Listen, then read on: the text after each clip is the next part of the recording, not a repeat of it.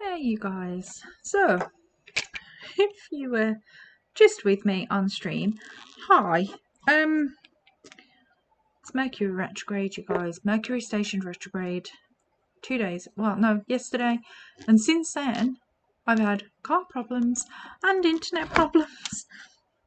Oh, Mercury retrograde just likes to mess with me. It really does. Okay, so I took the opportunity while the internet was down to grab a drink, grab a lip balm because my lips are really sore. And let's go back in. I think I might have scrolled a little bit because I didn't realise the internet had gone out. I didn't look.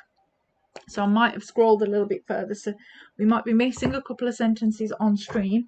But you know, there are worse things, I guess. Let me just make sure I've got everything I need this way as well, because kind of everything just stopped working on me. Unhelpful as always. Okay, so we were talking to Gumshoe. That's what we were doing. So let's find where we were. Gumshoe.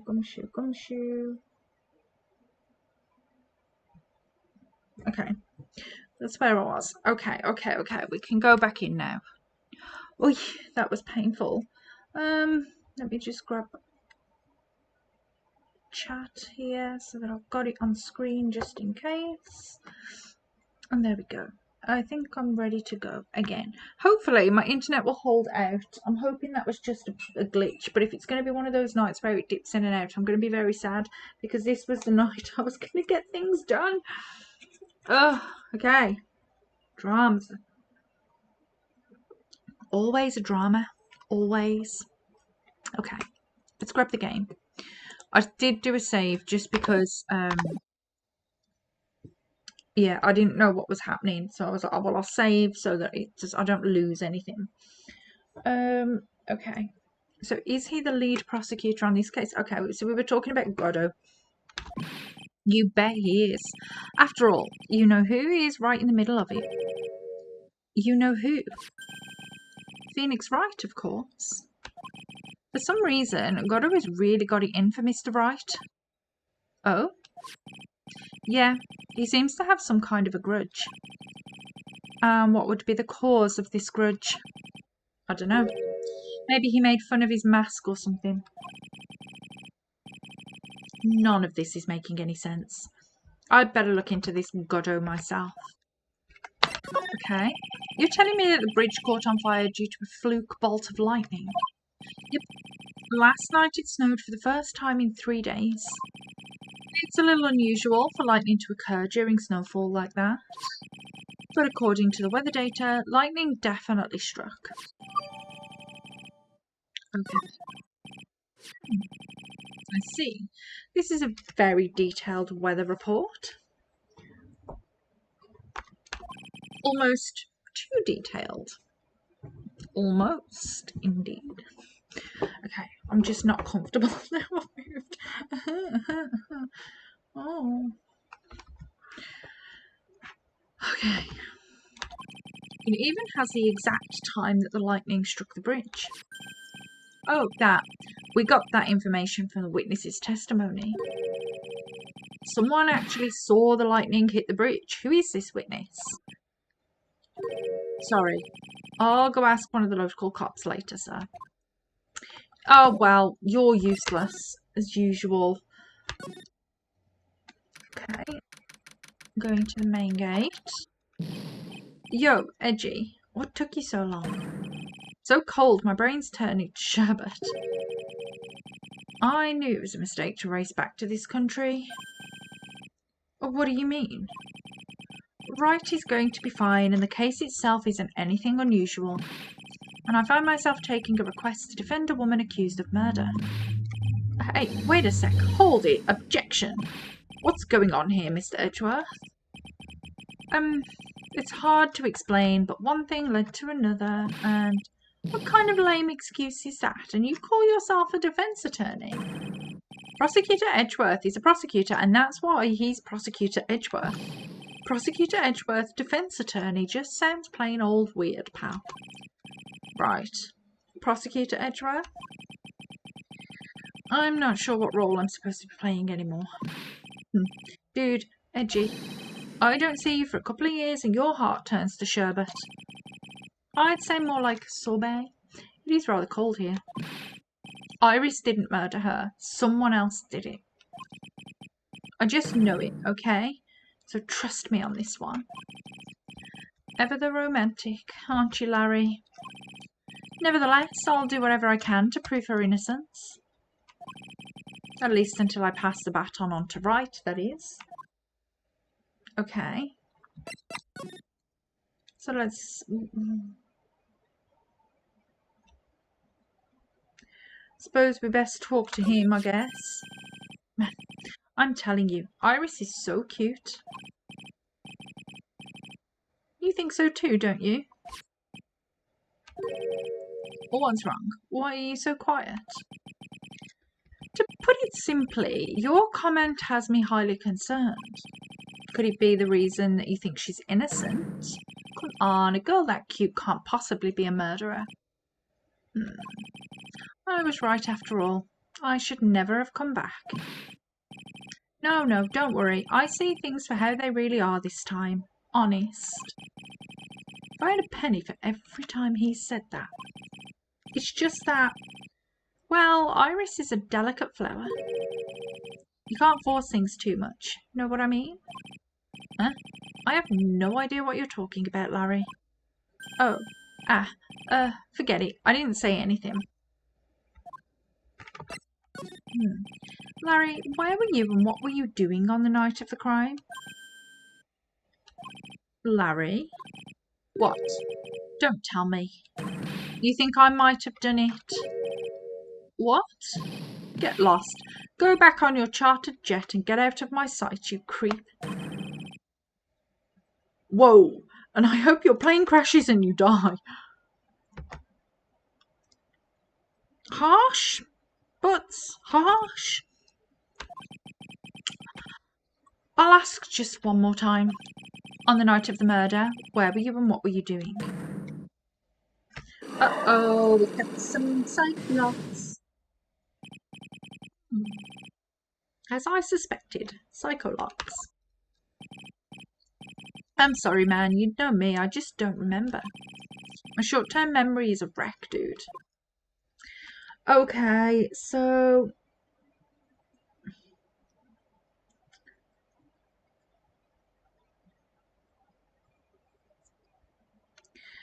Interesting.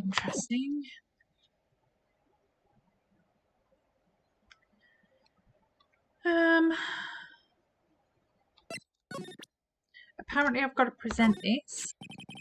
Come to think of it, when you were a kid, you were always saying, when I grow up, I want to be a lawyer and defend people. Something like that. That was a long time ago. But see, now you've got the chance to follow your boyhood dream for a day.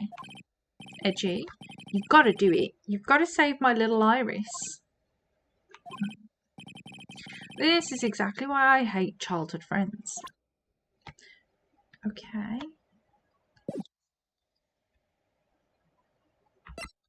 And then we want to move.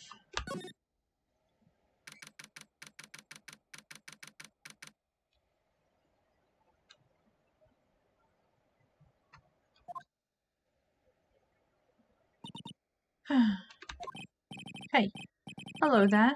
So, how are you feeling? All right, I suppose. Huh? Who is this? My name is Miles Edgeworth. My.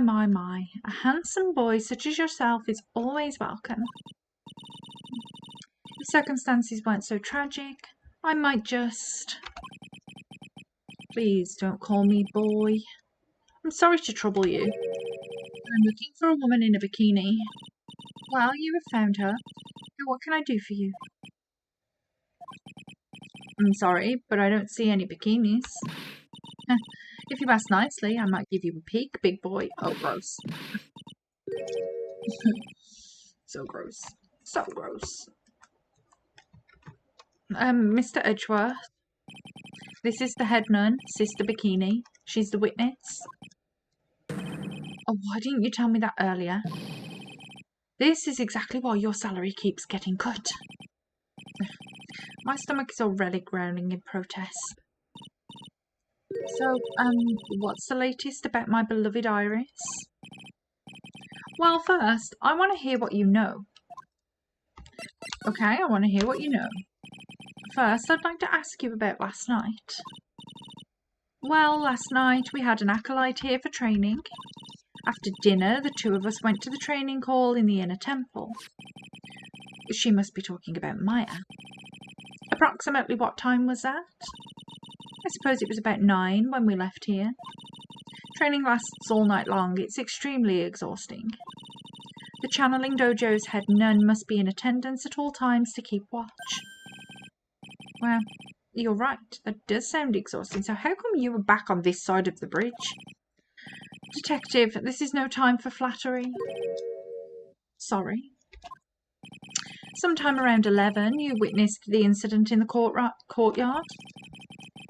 But your duty was in the inner temple. Why did you come back here? The way you're staring at me, I'm starting to get goosebumps. Ugh, I'm starting to get goosebumps myself, but for a decidedly different reason. You get the chills pretty easy, don't you, Mr. Edgeworth? Okay, what did you actually see? All right then. I'd like you to tell me what you saw in the courtyard. It must have been past 11. No, I can't say it. It's too much for my poor heart. Hey, calm down, lady. Let go of my tie. I saw 2 people. One of them was lying on the ground. The other one was stabbing her from the back with a sword. Did you see this criminal with your own eyes? I didn't want to believe what I was seeing, but it was Iris. Well, that's pretty bad. You must have been quite shocked. Of course she was. Try putting yourself in her shoes. It'd be like if you were stabbing Mr. Wright smack in the middle of a courtroom, and I happened to witness it from the witness stand. I'd be pretty shocked too. I know it sounds insane, but that's what I saw. And when I finally realised what I was seeing, I screamed. And then I passed out. Unfortunately for us, her testimony seems pretty solid. However, the idea of Iris doing such a foul act seems unnatural. Unnatural. The girl I know simply isn't capable of this sort of foulness. Do you know her? I wonder what she means by that. Okay, why were you back? Let's tackle that. As the head nun, it's your duty to stay with the acolyte at all times, correct? Yes, that's correct. I know I may look strong, but the truth is, I've got a bad lower back.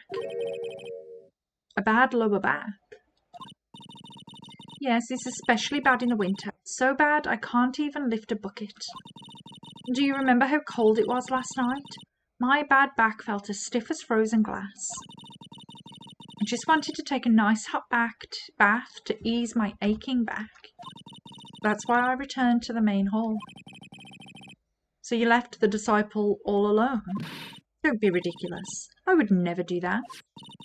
That's why I ordered Iris to the inner temple after she'd rung the bell for lights out. Yes, but she never went to the inner temple, did she? So did this head nun actually see Iris there? I think I'd better try and get some more details.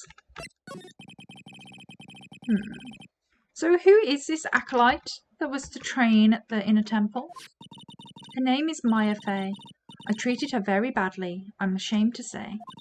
And after she went through the trouble of signing up for the special course... Special course? It's a training session where you sit on a block of spirit ice and chant 30,000 times. You don't mean to tell me she's still doing that over at the inner temple, do you? No, of course not. You don't have to worry about that one little bit. Last night we still hadn't started the training session itself. Well, that's good to hear. Oh, dear. There's one thing I forgot to tell you. Uh-oh. I don't think I like the sound of this. Do you know that small girl? I believe she's Mystic Maya's little sister. Maya has a little sister. Oh, you mean Little Pearl? That's Maya Faye's cousin. Little Pearl. I thought she was going to visit Mystic Elsie after we'd finished with dinner cleanup. But I haven't seen her at all since late last night. She's nowhere to be found. You mean she was with the victim? It's all the fault of my stupid, creaky old back. A little girl who was with the victim on the night of the murder is gone. As they say, the plot thickens. Okay, so we should ask more about who this girl actually is. You said you went with Maya to the training temple in the inner temple last night. Did you happen to see Iris while you were there? Of course I saw her. I told her to meet us after ringing the 10 bell for lights out. So you're saying Iris came to the inner temple then? Of course she did. Iris has always been a good, obedient girl. After that, I had Iris help Mystic Maya begin her training. But that doesn't fit with Iris's story at all. She said that she never went to the inner temple. As they say, the plot thickens. Okay, so should we have a look around then? What about this bit of paper that's hanging about underneath the... There are more Enza cushions in the corner of the room. What's that white piece of paper sticking out from under that stack? Beats me. Would you mind checking that for me, Detective Gumshoe? Yes, sir. Here you are, Mr. Edgeworth. It looks like an old manila envelope. Oh, what is it, Detective? This could be it. An ultra-important clue. A super special clue. I suppose I should read it myself, then. It looks like a letter addressed to Sister Iris. Tonight at 10 at Heavenly Hall, unless you want your secret to be exposed. Oh, this sounds like a blackmail letter. Nice going there, Mr. Edgeworth. Why can't I ever find clues like that? You're an ultra-important prosecutor, a super-duper prosecutor. Well, I suppose it takes a super-duper kind of dumb to miss a clue like this. Okay, so now we move to the courtyard. Let's go and have a look at the crime scene, shall we? And this is where the murder took place, sir. Other than removing the body, we've left everything else untouched. Thanks, Detective. I'll just have a look around. Looks like the police are still investigating. Oh yeah, by the way. I thought I'd better ask, just to be sure. Are you really going to defend that nun Iris at the trial tomorrow? Yes, I will. I gave her my word and now I must follow through with my commitment. Well, in that case, I've got to be careful. Got to make sure I don't leak the prosecution's whole investigation. Don't worry about it, Detective. Just keep your mouth closed and I think most of it will flow out on its own. You've got it, sir. I'll make sure it flows out like water from a tap. Yes, you do that, Detective. Just how much has your runny spout leaked over the years? Okay, can we ask some questions? The victim is the famous picture book author Miss Elise Dwaxney. Her entire past, up until she won that writing award last year, is a total mystery. That's because she's an artist. It's hard to believe in this day and age you can still find people like that. The estimated time of death, the victim, was between 10 and 11 p.m. on February 7th. Cause of death was blood loss resulting from a stab to the back by the murder weapon. The murder weapon? The victim was found skewered with a giant sword, sir. That's terrible. Yeah, but there's one strange thing. Yes, the victim's entire body was covered with bruises. The bruises are consistent with falling from the height of a 2-story building. A 2-story building? That would be about the same height as that room in front of us, correct? Hey, right. Way to go, Mr. Edgeworth. That just happens to be the room that Elise de Waxnim was staying in. Maybe she was pushed out of the window after she was stabbed by the sword?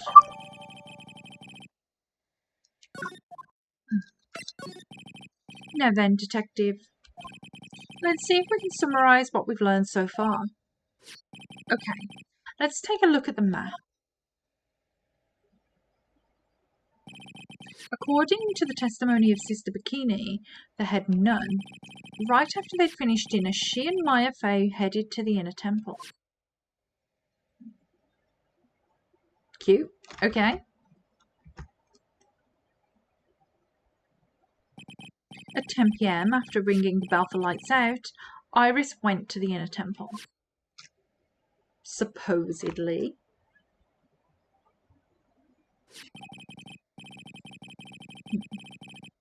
When she got there, Bikini had her take over while she went back to Hazakura Temple.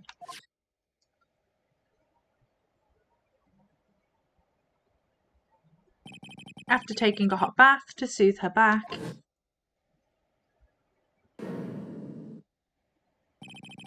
Sister Bikini witnessed the murder in the courtyard.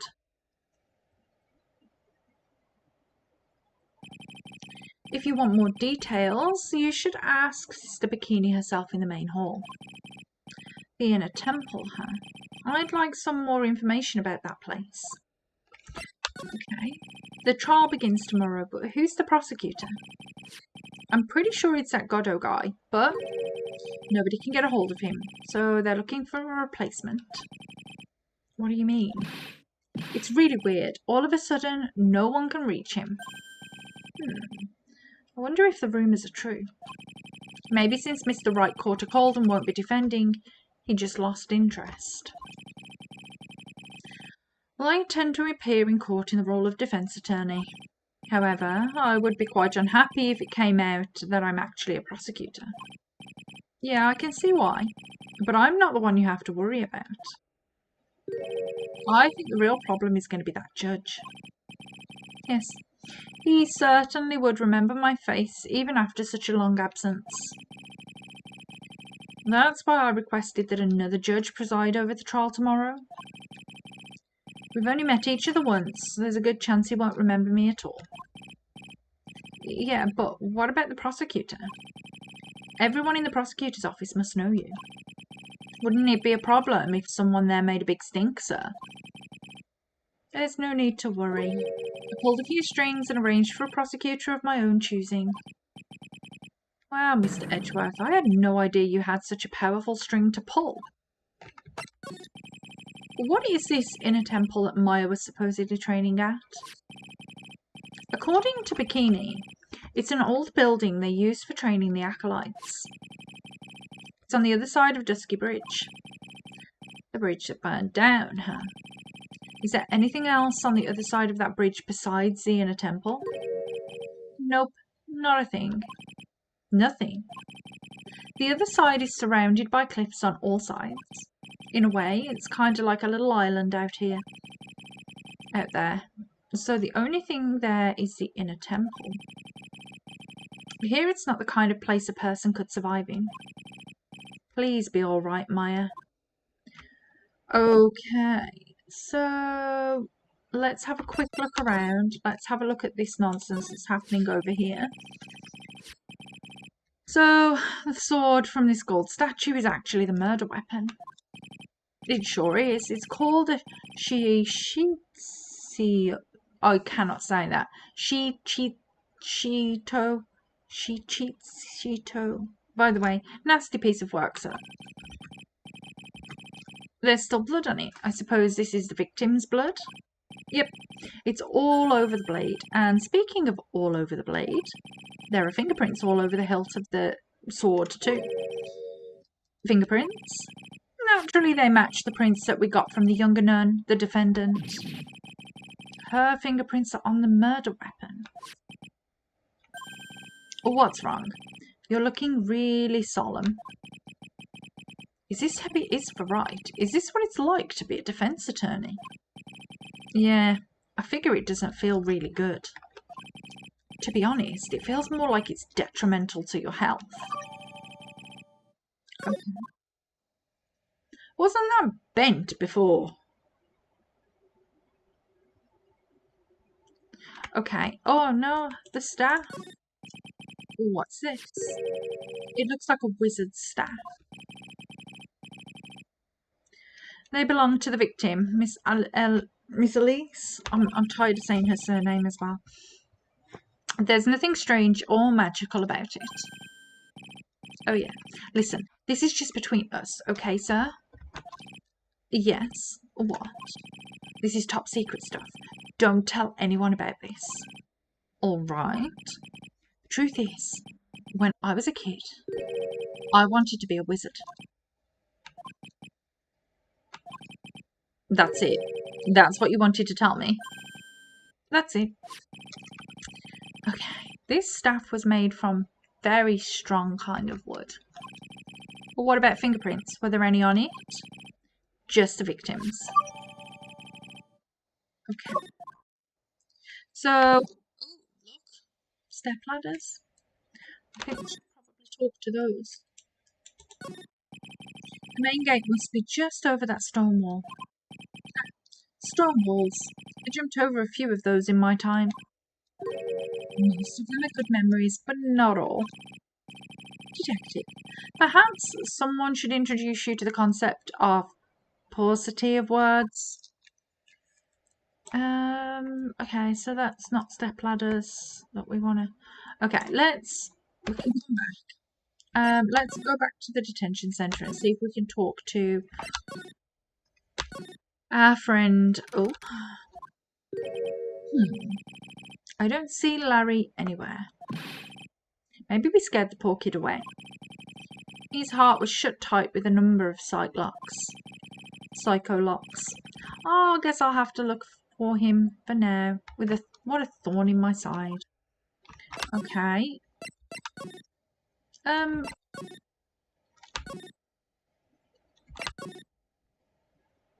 Why can't I go back to the detention centre? Is it from the suspension bridge? Oh, how ridiculous. Okay. Mr. Edgeworth. I came back because I need to ask you a few more questions, if you don't mind. But I've already told you everything that Iris, please remember, I'm on your side. You can tell me anything. Yes. Thank you. Okay. Should we ask about the inner temple? I just finished speaking with the head nun of Hazakura Temple. She testified very clearly as to what happened. She said she saw you stab Miss Elise with a sword. And one other thing. She said that when Maya Fey began her training at the inner temple, you were there as well. What? When I spoke with you last, you claimed that you never went to the inner temple. And yet, Sister Bikini says she met with you at the inner temple that very night. But I didn't go there. I didn't go to the inner temple last night. Looks like she's unwilling to tell me the whole truth. I wonder if I'll find the answers I'm looking for if I break those psycho locks. Okay, so let's present the Magatama then. Present, please. Oh, I need to present. I forget that I have to do it that way around. This is an attorney's badge. It belongs to Wright. I'm actually a prosecutor. This is what I wanted to do. Okay, let's talk to her about this locks. I was frightened. Is it because you had a blackmail note? Since I've been handed this case, it is my duty to dig up all the answers. Understand? Yes, sir. The smallest flame can sometimes bathe a case in a whole new light. In my years in court, I've seen it happen over and over again. That's why I'm committed to searching until I have those answers. Now then, is it really true that you didn't go to the inner temple last night? Yes, I swear. I already told you that. Yes?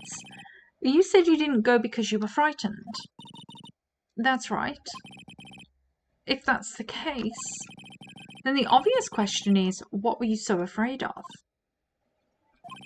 Iris, I wonder, is this what frightened you so much that you couldn't even leave your own room?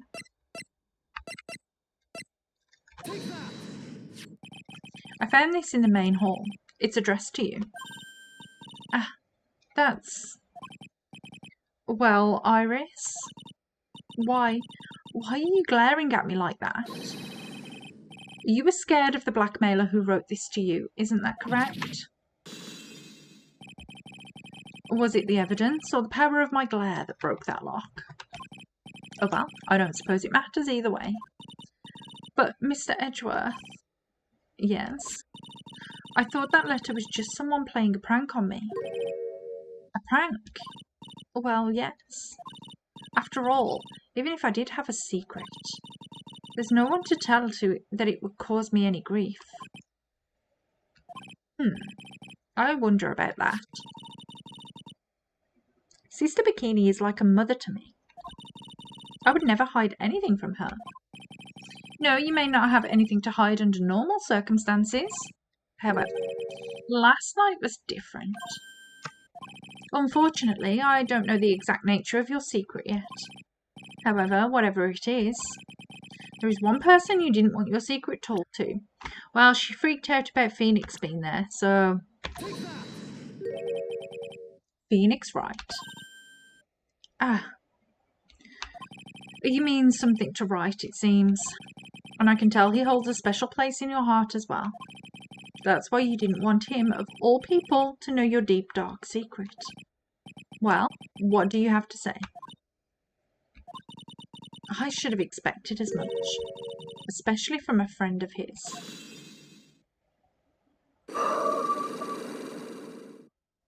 Okay,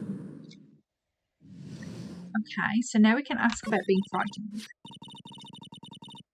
After dinner, this letter was waiting for me in my room. As I said, I was frightened by it. What is this heavenly hall the letter mentions? It's a small mountain shack at the base of Dusky Bridge. A small shack, huh? It's more like a broken down shack that no one would ever want to go near. Where is it on this map? Okay, it's around here. To get there, you must follow a small path down from Dusky Bridge. The reality is, to get to the inner temple, I had no choice but to cross that bridge. But the thought that such a terrible criminal could be lurking at Heavenly Hall?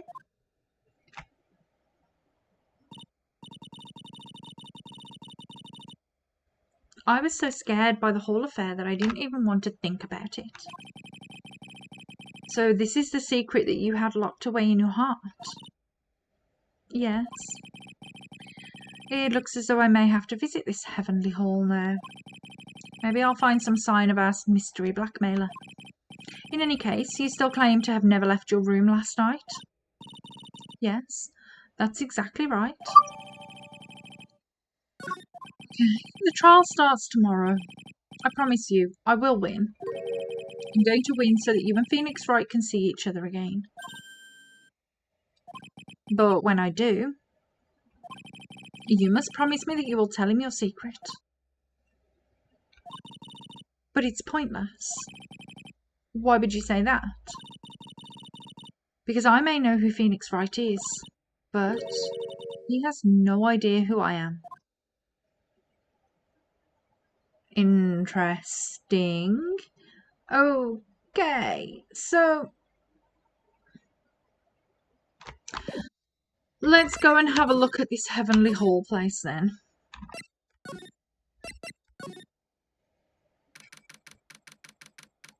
Okay. Well, Larry's been here. Whoa. Not much of a view down here, huh? It's still better than the view from my apartment, though. Ugh. Someone's here. Hide yourself, detective.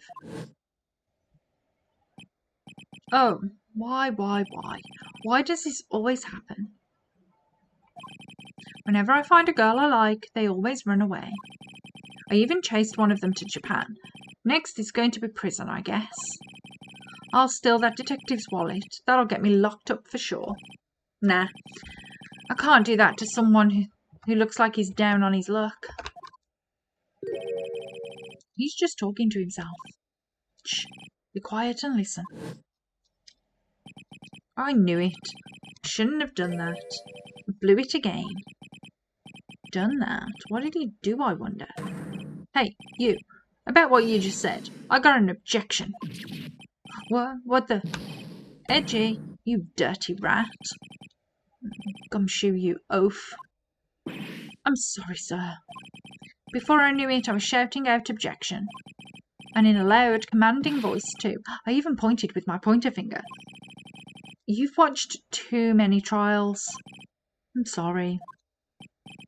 Okay, Larry, the jig is up. What have you got to say for yourself?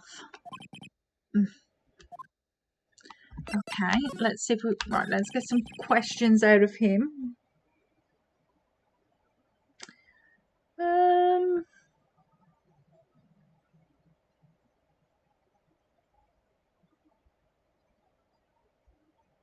Okay, what is this little shack anyway?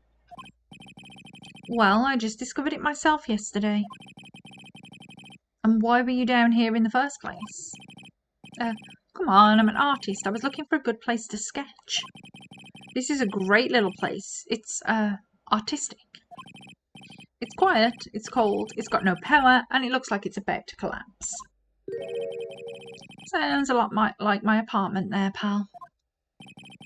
One thing's for sure, no one is likely to show up and disturb you here. So, can I get you something to drink? Some hot water, maybe? He's getting all buddy-buddy on us, sir. Okay, let's ask... Listen to me, Edgy. You've got to do this. You've got to save Iris. Why are you so sure she's innocent? Because she's cute. Watch your mouth. Anyway, I've made up my mind about it. I'm going to marry that girl. Mr. Edgeworth is pretending he didn't hear you, so I'm going to ask for him. Have you already asked that girl to marry you? No, not yet, but I can tell how she feels by the look in her eyes. She's got this, I really want this man to carry me over the threshold look. I'm sure Nick would be surprised. He'd never imagine that I could marry such a beautiful girl like that. Something tells me he would be shocked indeed. That's why I didn't want her to do anything dangerous. I mean, what am I going to do if she gets hurt? What do you mean if she gets hurt? What are you talking about, Butts? What is this guy trying to say? He lost me about a mile back. If we really want to know the answer to that, you're going to have to drag him onto the witness stand. Come to think of it, you still haven't answered my question. Where were you and what were you doing last night? Oh man, don't you have anything else to talk about? With that kind of attitude, you'll never be a ladies' man like me. Okay. Chill out with the scary eyes. I got it. If you really want to know, last night I saw something incredible. Something incredible.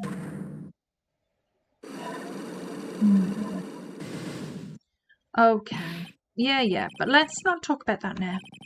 Let's talk about the good old days. What do you say? Come on, I'll pour you a nice cup of hot water. Why hasn't he realised that I absolutely despise talking about the good old days? Especially with him. Okay, so I've been told that I need to look at these flags for an achievement. What's this festive-looking ornament? It reminds me of art class in grade school. We used to have a lot of fun decorating the classroom with origami, remember? Well, Oh, yeah. You were never any good at it. Really? Yeah. This guy was so bad he couldn't even fold $1, let alone a crane. Everyone tried to comfort him, but he would just sit there sobbing. Really? I never would have expected that. Be quiet already. I'll never forget the shame of that day. The shame of not being able to do origami, hey? You want a crane? I can now make a perfect 1/4-inch crane without a single flaw. You know, Reggie. Nothing for nothing. But a 1/4-inch crane without a single flaw is not easy. Yeah, that's quite a feat, Prosecutor Edgeworth. This is exactly why I hate childhood friends. Okay, so there we go. There's the achievement just popped through. Excellent. That's what I like to see. Okay, that's exciting. Oh, okay. I feel like I've actually achieved something today now.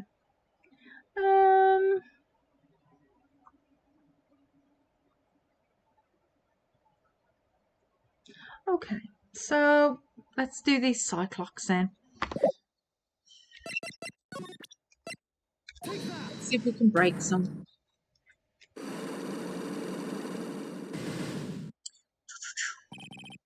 Night of the crime. Alright, now you're going to tell me what you saw, what you really saw last night. Whoa, you're really upset, aren't you, Edgy? Okay, I'll talk. Huh? That was a bit too easy. Yeah, anyway, it was awesome. Never seen anything like it. At around 10 o'clock last night, it started thundering. I'd been sleeping, not sure for how long. Suddenly, zing, the world in front of me went white. Like I'd just been slapped in the face by my old girlfriend, Naomi. And then, it was on fire. The bridge was on fire. Dusky Bridge caught on fire. Are you saying you saw it with your own eyes? Hey, why are you giving me the evil eye? I'm telling the truth. There's still 3 psycho locks remaining. That means he's still trying to hide something. By the way, Larry, where were you when you saw that happen? Where you say? What do you mean? What do you mean? What do I mean? Just answer the question. I was in my own room, by the main hall. Where else would I be? As usual, you're as transparent as an empty jelly jar. The problem, I suspect, lies there. There? What do you mean, there? It's impossible for you to have seen lightning strike Dusky Bridge from your room. Well, I mean, the map's the only thing we've got. This is a map of the area. Take a look around the vicinity of Hazakura Temple. Well, what am I looking for? I think that should be fairly obvious. The main hall is surrounded by trees, and it's impossible to see the bridge from here. What? Why didn't you tell me that before? Well, how about it? How about what? Do you feel like talking now? About what? It looks like it won't be that easy after all. You leave me no choice. I'll have to move on to the next step.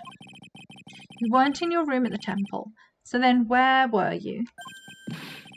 You don't know I wasn't in my room. So where was Larry and why was he there? If I've read the situation up to this point correctly, the answer is fairly obvious.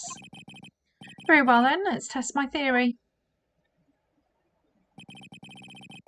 The place you witnessed lightning striking Dusky Bridge was from here.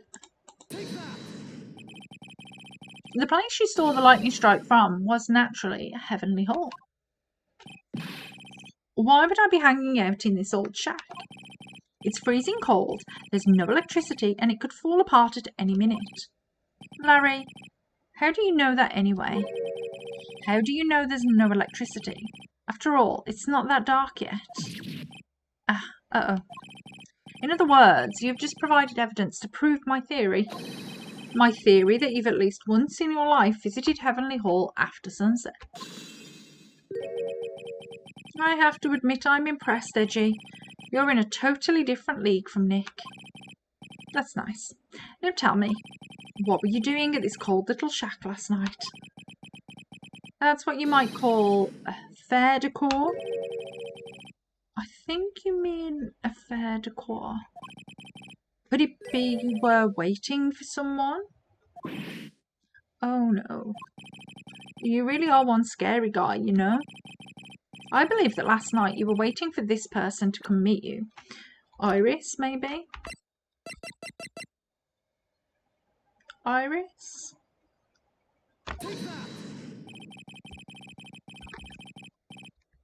There's only one person you'd wait for in a horrible place like this, Larry.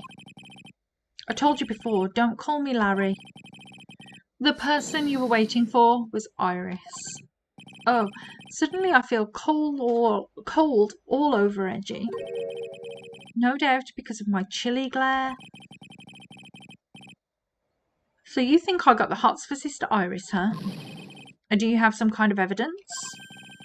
You got something that proves I was waiting for her, or are you just guessing? This is where I draw the line and end this ridiculous little game. Here's the evidence that proves you were waiting for Iris because you sent her this dumbass note. Here's your evidence. You called her to this spot with a pathetic blackmail letter. Oh, hey, give that back. You're embarrassing me. What are you doing with that anyway? That's not important. I misjudged you, Larry. What do you mean? Taking advantage of a woman's frailty like that? You should be ashamed of yourself. Oh. First of all, what's this at the top of the letter? It says salutation here. Well, that's what it said in the book. Letter writing for dummies. You're not supposed to actually write that. That's where you're supposed to write, Dear Iris. I'm so sorry. You are really a dumbass, Larry.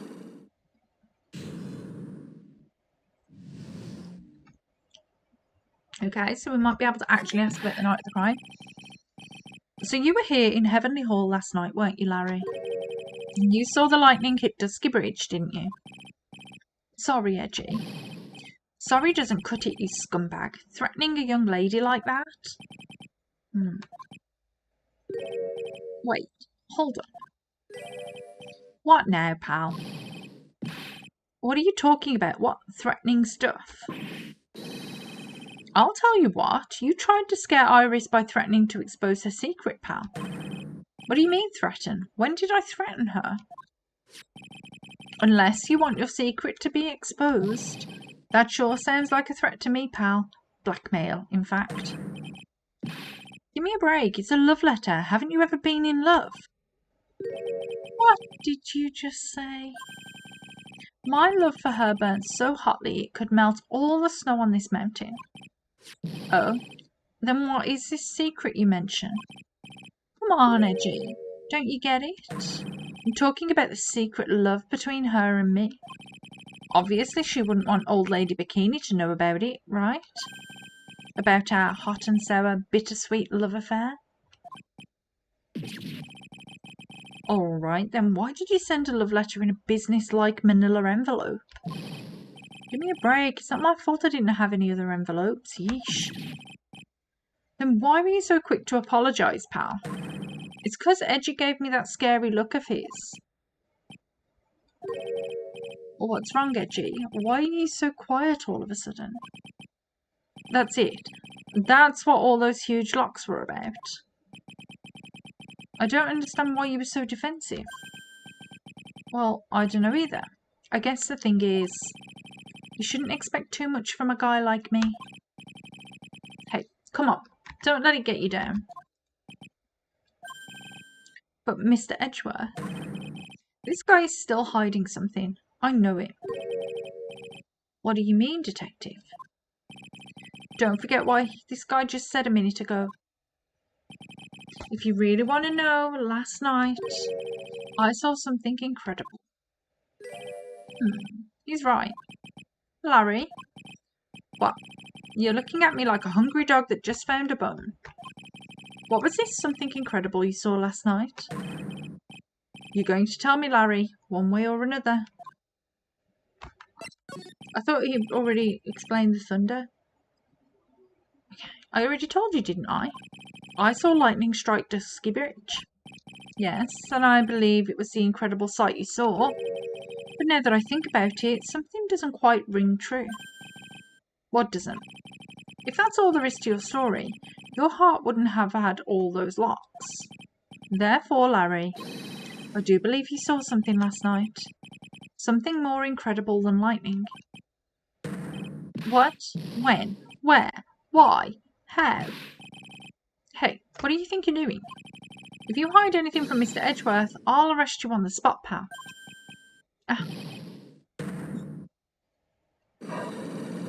More.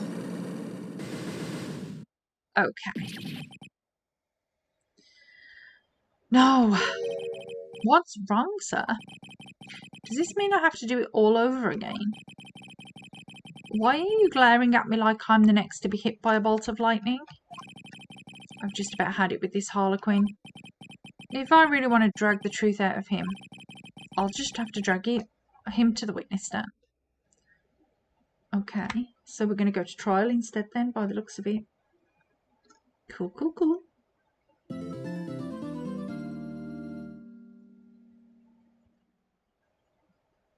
Okay. Let's save it.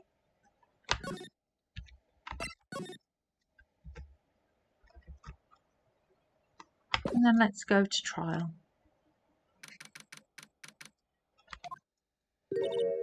Oh my. Mr. Larice feels that way about me.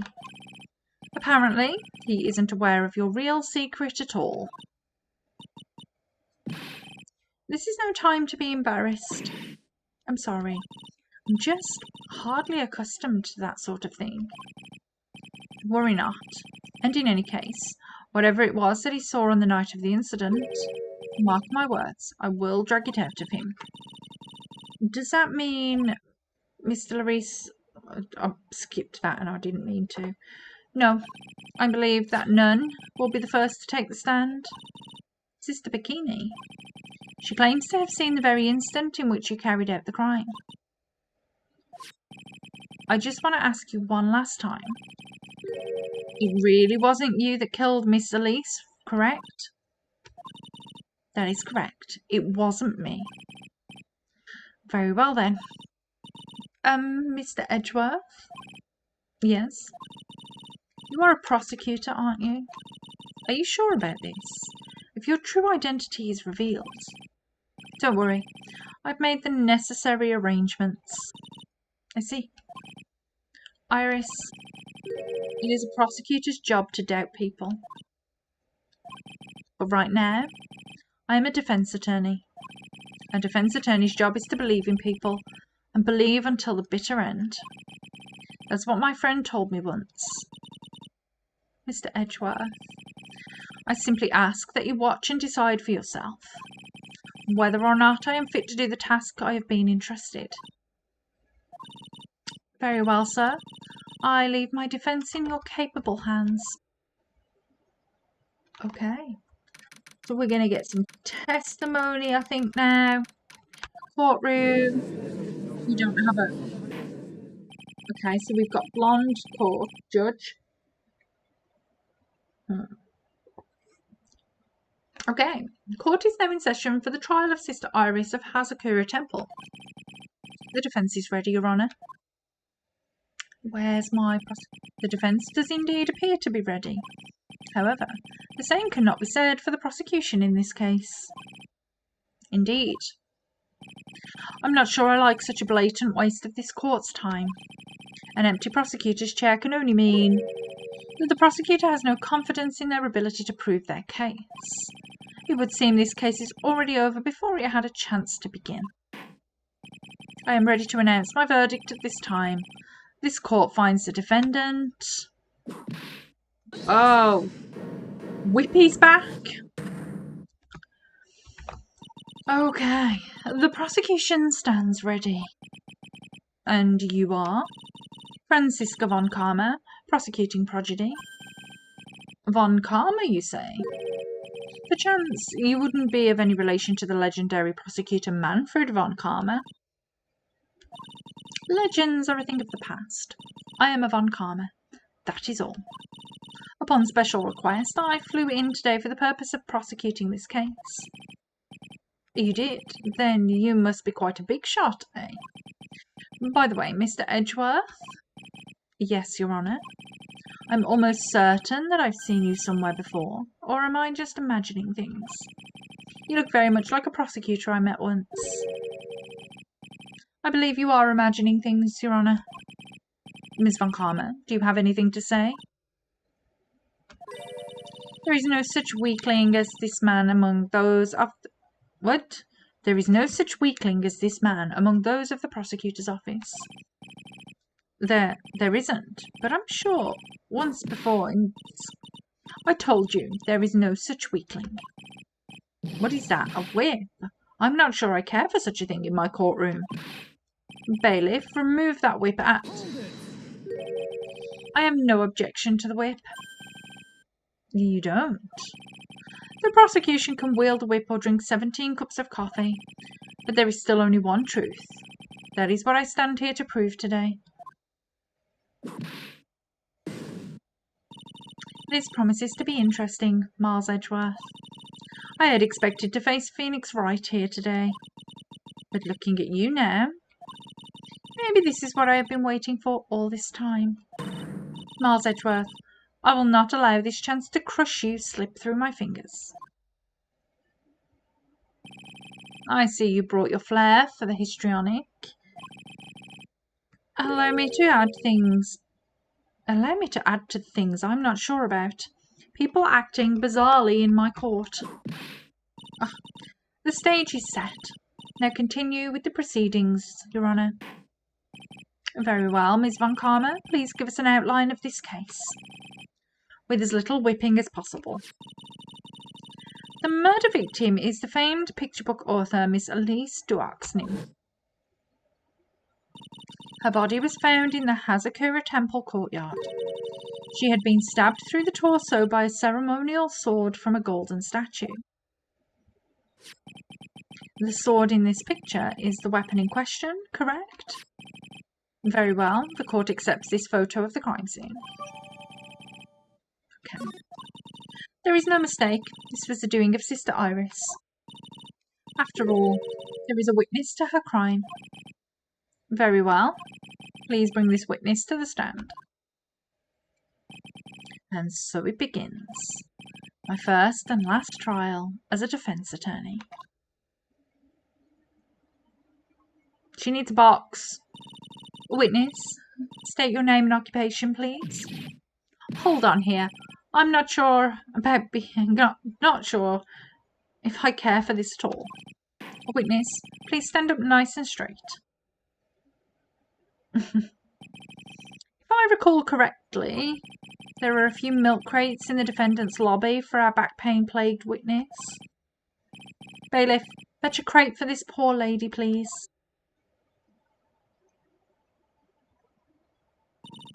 Once again, your name and occupation, please. Little old me. Well, I'm the head nun of Hazakura Temple on Eagle Mountain. My name is Bikini. You got it? Bikini. Nice to meet everyone.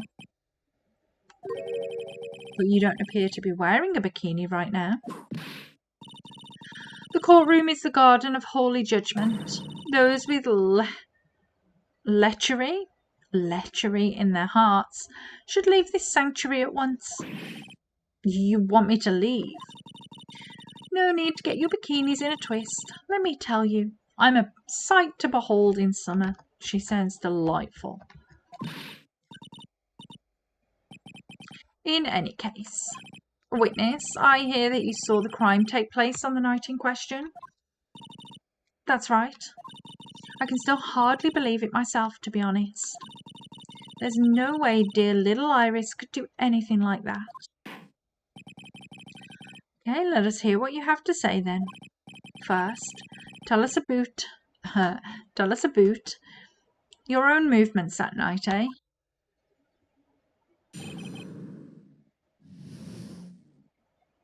Okay. That night I was helping an acolyte with her training in the inner temple, but, well, as you can see, my back likes to act up violently. So I left Iris to help the acolyte and returned to Hazakura Temple. There's no bath at the inner temple, you see, and I needed a long, hot soak. It was after I had finished, just as I was heading back, that's when I saw it.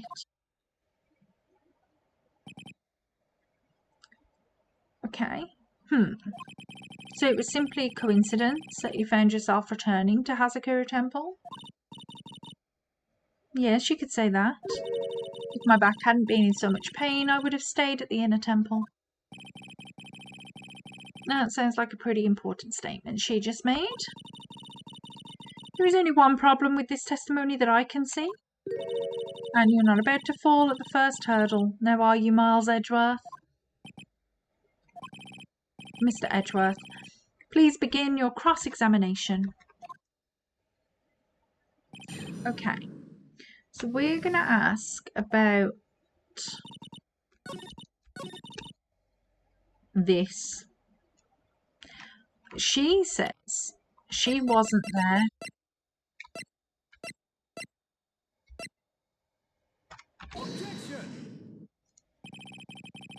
Witnesses have to undergo their own trials, I'm afraid. The defendant's fate rests on their powers of observation and memory, after all. Well. Don't worry. I'm more than up to the task. I'm a woman of faith, after all, the head honcho of the Hazakura Temple. In that case, Miss Honcho, I'd like you to explain something for me. The discrepancy between your testimony and that of the defendant, Iris. She claims that after ringing the lights out bell, she went back and stayed in her room. Which means she did not go to the inner temple at all. She said that. A defendant or a witness? Who is more likely to lie, do you suppose? The defendant is simply lying to cover her back. But that is completely illogical. The murder was committed in the courtyard of Hazakura Temple. Claiming that she went to the inner temple would make for a much better alibi. But that is odd. Whatever the reason, I can't believe that she would lie. She does indeed have honest eyes. Excuse me. Oh, I got the sneezes. All people lie. That is my belief. Why am I the only one being whipped in here? Anyway, neither the witness nor the defendant have any reason to lie. Which means we must call your memory into question. Dear. You're older than me, and yet you want to play that game, do you? Well, that isn't exactly what I... My memory is perfect, crystal clear, especially in winter. Then I suppose it's too early to end this cross-examination, eh? Mr. Edgeworth, if you are going to question the memory of this witness, you will need to show me a more decisive piece of evidence. Understood, Your Honour. I was naive to think that that alone would do the trick. Then please add your comments about Iris to the testimony. And let us return to the cross-examination. That night I was helping... Hang on a minute, she was dressed exactly like Dinner. That can't possibly be right because we have her hood.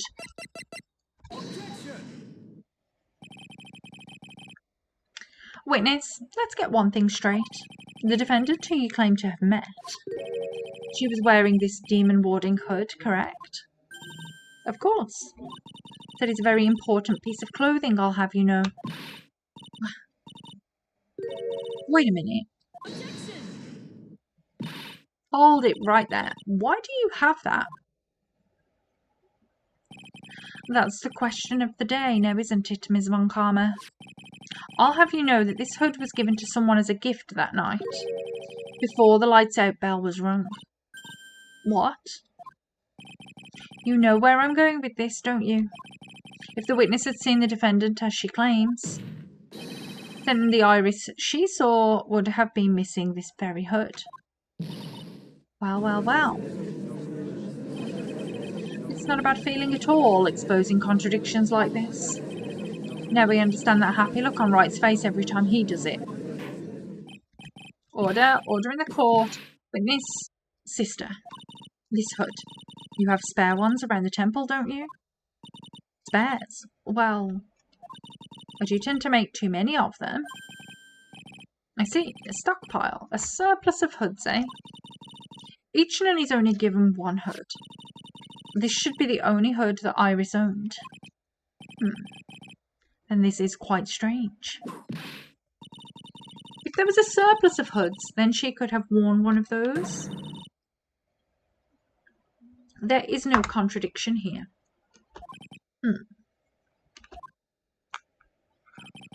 I'm sorry to break this to you, Ms. Von Karma, but you won't get away that easily. Discrepancies such as this will sow seeds in any human heart. The seeds of doubt. A witness? While I don't wish to call your testimony into doubt, you must give every detail with precision. I'm not sure I'm comfortable going along with this. Sister, you shall continue with your testimony. Tell us what you saw after finishing your bath on your way back to the inner temple. And those seeds of doubt are sprouting in the judge's heart. They just need a little more stimulation to bear fruit. Contradictory stimulation. Okay, and after my bath, I finished my bath around 11, and I thought I should return to the inner temple. And as I was walking back, I heard a noise from the courtyard. I took a look, and Iris was, oh, Mystic Elsie, and with that sword of all things. Mystic Elsie was staying in the corner room, which faces out onto the courtyard. The stabbing I saw must have occurred after she was pushed out of her window. You saw a truly terrible sight, didn't you? If I was in your place, then it would be much like Ms. Von Karma whipping Mr. Edgeworth in two in court, and me seeing it all from this very chair. Well, something like that. This judge, his imagination is about as vivid and creative as Detective Gumshoe. I would look the fool if I commented on such foolishness. Anyway, this case is mine, Miles Edgeworth. Calling everyone by their full name? Can't you do something about that habit of yours? Okay.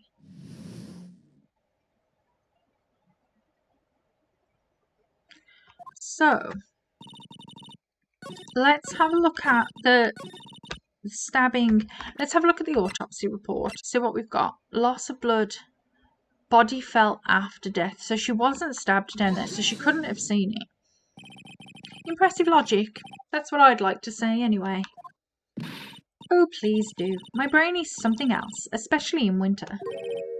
However, I think you are overlooking one thing. Ms. Von Karma, would you be so kind as to take another look at the autopsy report? The autopsy report? The victim did fall from a height of 10 feet. However, this fall was after she was killed. Ah, that's right. It says after death right here. The scene the witness claims to have seen is contradictory. If the defendant stabbed and killed the victim there in the courtyard, how did the victim then go on to take a 10-foot fall? Order. The victim was killed and then fell. If that is the case, then the victim must have been killed in her room. Don't you agree? That is the logical conclusion. Yes, that's right. The victim must have been stabbed by the defendant in her own room, and then she was thrown out of the window down into the courtyard below. Were there any signs of a struggle in Miss Elise's room?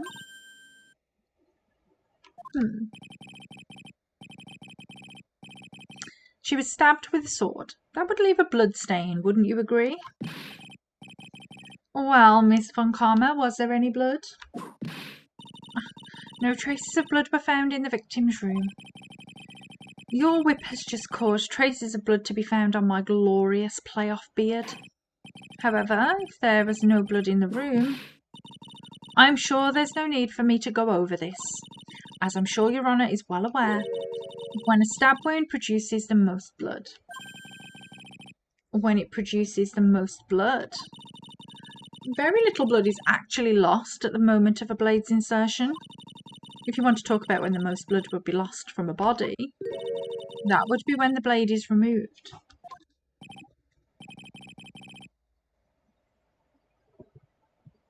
Indeed, with the weapon still in place, it acts like a lid on the wound. That's true. With the weapon still in the body, there wouldn't be much bleeding. A perfectly reasonable line of thinking. We have come to a conclusion, then. The victim was thrown out of the window with the sword still in place. This removes all of the contradictions.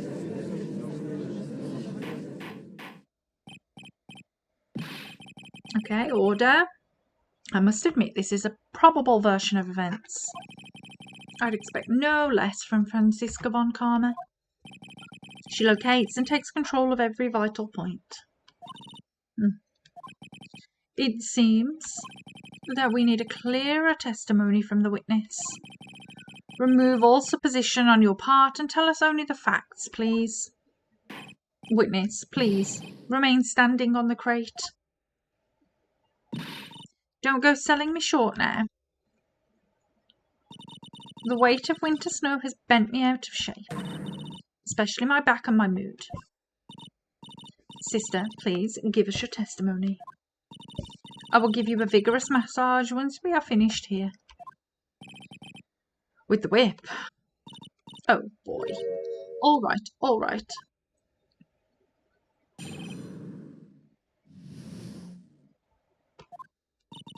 When I looked across the scene, the sword was already in place. Thinking about it now, I didn't actually see her stab Mystic Elsie. I've never seen so much blood before. Okay.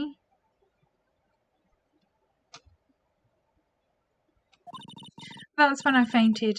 You can't blame me, can you? When I awoke, Mystic Amy was stabbing Mystic Elsie through the back. This all confirms Ms. Von Karma's theory. Von Karma's strive for nothing but perfection. Putting together such facts is nothing for me. You should know that, Miles Edgeworth. Perfection is an impossibility, Franziska Von Karma, and I'm here to teach you just that.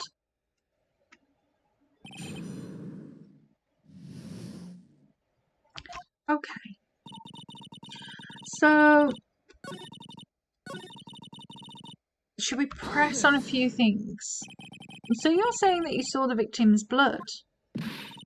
That's right. Some of it had splattered onto Iris too. When the defendant was arrested, she was meditating in her room, and her blood-flecked clothing was neatly folded in the corner. What? Her clothes were blood-flecked as well. That seems quite conclusive to me. What should I do? Press this point further? I may as well. Going back to your previous statement, you said that you saw little bleeding when the victim was stabbed, but now you say you saw the victim bleeding. Well, I say that what I saw is what I saw. What did you see? Maybe I didn't see the poor woman get stabbed, but I saw the girl pull the sword out of her, plain as day. Pulling the sword out? Well, it wasn't exactly pulling, it was more like came out. Witness, you will add this statement to your testimony. Oh, was that important? More important than you can imagine. Okay. Smoothly drawn out, indeed. There's no way. That's too wonky. Sister Bikini, you are a reliable witness. At least, I'd like to think so. But there are too many contradictions here. What do you mean? You make it sound as though I'm a liar. But you're a handsome young man, so I'll forgive you.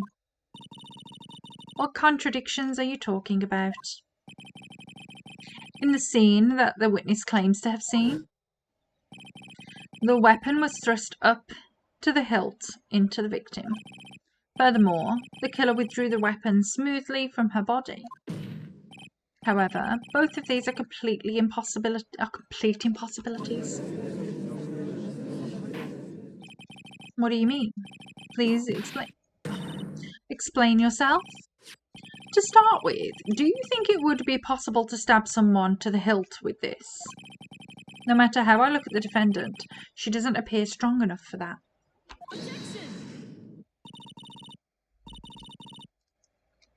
Doesn't appear? What meaningless dribble. I, too, appear to be weak and frail, but I can crush men under my heel and make them weep, so should I so choose. The objection stands. I wept a little back there, I must admit. That isn't the only issue here. If this sword was truly stabbed into the body up to the hilt, well, just look at all the branches on it. It certainly wouldn't come out smoothly. We also have the problem of the amount of bleeding. It's true that when a blade is left in the body, it acts as a plug of sorts. However, when the weapon is shaped like this, it's an entirely different story. The wound would be too large for the blade to completely stop the bleeding. That's nothing more than conjecture. In reality, the victim was stabbed with the sword. Even a weapon of this nature may still sometimes slide out smoothly and may still sometimes stop the blood loss. I'm not finished. There is still one more conclusive contradiction. You've still got more. This one is simple.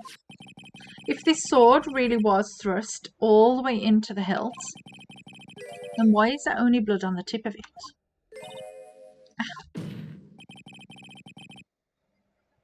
If this witness is telling the truth, then there should be blood along the entire length of this sword.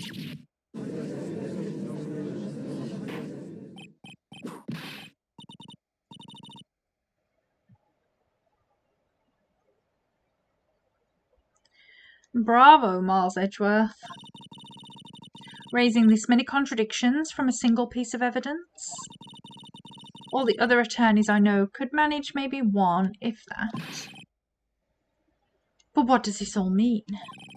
You have proven contradictions regarding the murder weapon, but having come this far, there can only be one answer. And that is, the weapon used to kill the victim was not this sword. What? A foolishly foolish idea born of the foolish mind of a foolhardy foolish fool. Let's examine this again. What was it that made us think this sword was the murder weapon? Well,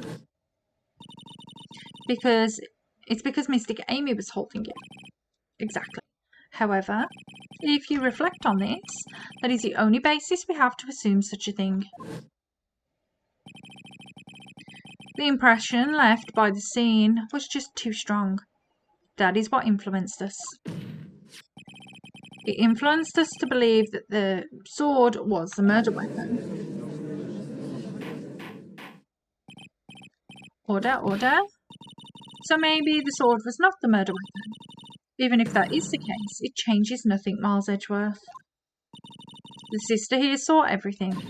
She saw the defendant stab the victim with a sword-like object.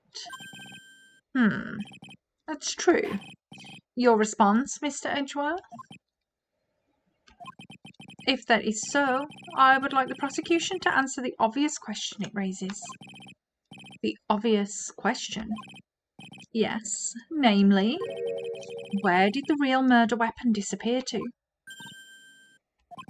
It goes without saying that the police searched the main hall and the surrounding area. Perhaps the prosecution can enlighten us as to if a sword-like object was found. Answer the question, Ms. Von Karma. No evidence of that kind was found. Another mystery to throw onto the pile. A trial without a murder weapon is a tricky beast. Excuse me, could I say something? I just remembered something, actually. What is it, sister? I was just thinking, it's possible that just maybe what actually happened was it was just over there. What exactly are you going on about here? The murder weapon, I mean. Maybe... I think I might know where the sword was disposed of. You what? Well then. I think we need to hear testimony from you one more time, sister. Impossible. What else? What else could this old woman have seen? Okay, we're getting another set of... Okay, so... I saw the murder at around 11 p.m. and after asking that it be reported, I went out to the main gate. And there I saw tracks. Tracks that indicated the snowmobile had been used. It takes 15 minutes to walk to Dusky Bridge, but less than 5 using one of those. Maybe they threw the weapon into Eagle River and came back while I was knocked out. Iris could have done that. She can drive a snowmobile after all. Okay. Witness, please tell us everything you know right away next time. Well, I'm not in the best of shape, what with my back and my age, you know. Quite. There were indeed snowmobile tracks in front of the main gate. Here is a photograph. A snowmobile, eh? I see. Well, it certainly is an interesting theory. The tracks begin in front of Hazakura Temple and run all the way to Dusky Bridge. That solves your pesky little problem, yes? The Eagle River's current is quite swift, meaning that it doesn't freeze over in winter, making it the perfect place to dispose of the murder weapon. Did she really go to the river to dispose of the murder weapon? Mr. Edgeworth, your cross-examination, please. There's only one set of... If you have to go get the snowmobile, drive the snowmobile away, dispose, come back, there would be way more tracks than that. So let's...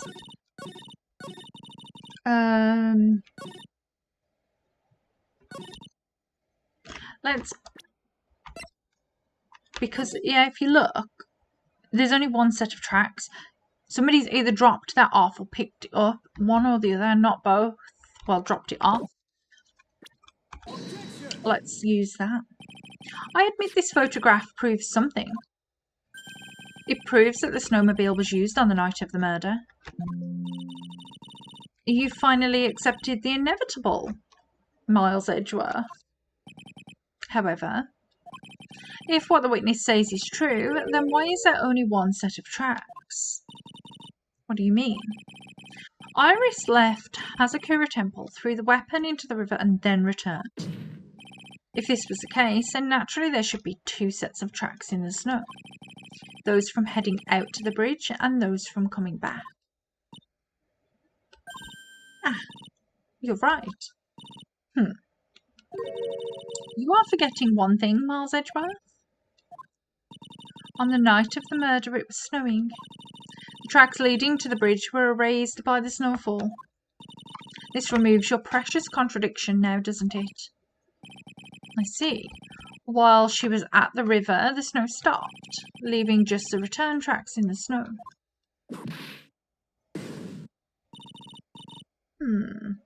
What do you have to say now, Miles Edgeworth? Is there a flaw in her theory? The weather report?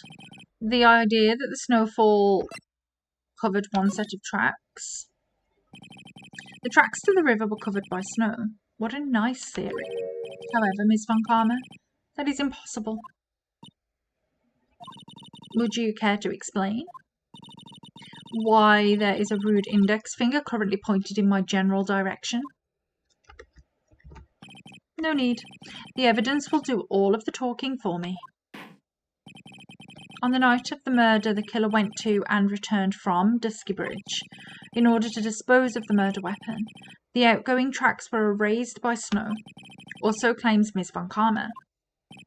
Mr. Edgeworth, present your evidence to the contrary, eh? Evidence that the outgoing tracks were not covered by snow. What does the weather report say? Snow to approximately 10:50. Lightning 10 to approximately 11. Well, it didn't stop snowing. Did it? I've forgotten what I'm going to use this. I'm going to try it. Witness, please tell us again what time it was when you witnessed the crime.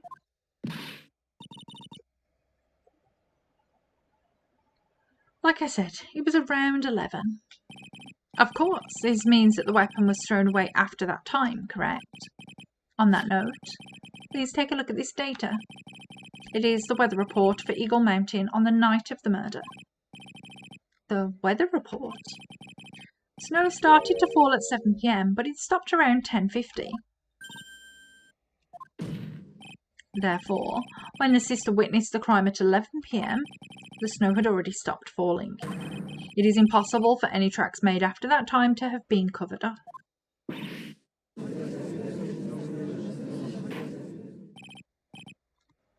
Okay. Order. Very well then. It looks like Ms. Von Karma's claim has been snowed in. It's too soon to be closing this trial due to snow. Miles Edgeworth, how pathetic of you to rely on the weather of all things. Answer me this then. When is a weather report ever correct? No. You've got it all wrong. This isn't a forecast. This is actual data. Forecast, data, all weather reports have some inaccuracies. It may still have been snowing in the vicinity well past 11 p.m. It's true, we cannot be totally sure, eh? What? How did she pull that off? It had stopped snowing at the Hazakura Temple when the murder took place. You need to provide conclusive evidence of this. I've come this far. There's no turning back now. Very well. I, too, cannot allow any doubt to remain concerning this testimony. You can't back down, can you? Such a perfectionist, Miles Edgeworth. Very well then, Mr. Edgeworth. Where is your evidence that it had already stopped snowing when the victim was killed? Okay. What do we have?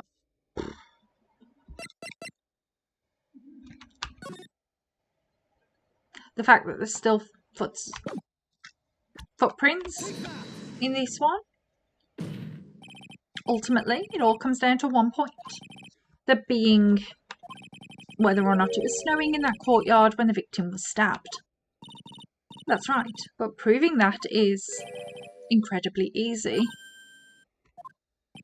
If we want to know whether it was snowing or not, this photo will tell us everything. Of course, I am referring to the photo of the crime scene. As you can see, everything is covered with snow, with just one exception, and that is the victim herself, Miss Elise. Why is there no snow on top of her? The answer is simple. It had stopped snowing when she was killed, that's why. In other words, if the killer really did go to the Eagle River to dispose of the murder weapon, then in this photograph there should be two sets of tracks.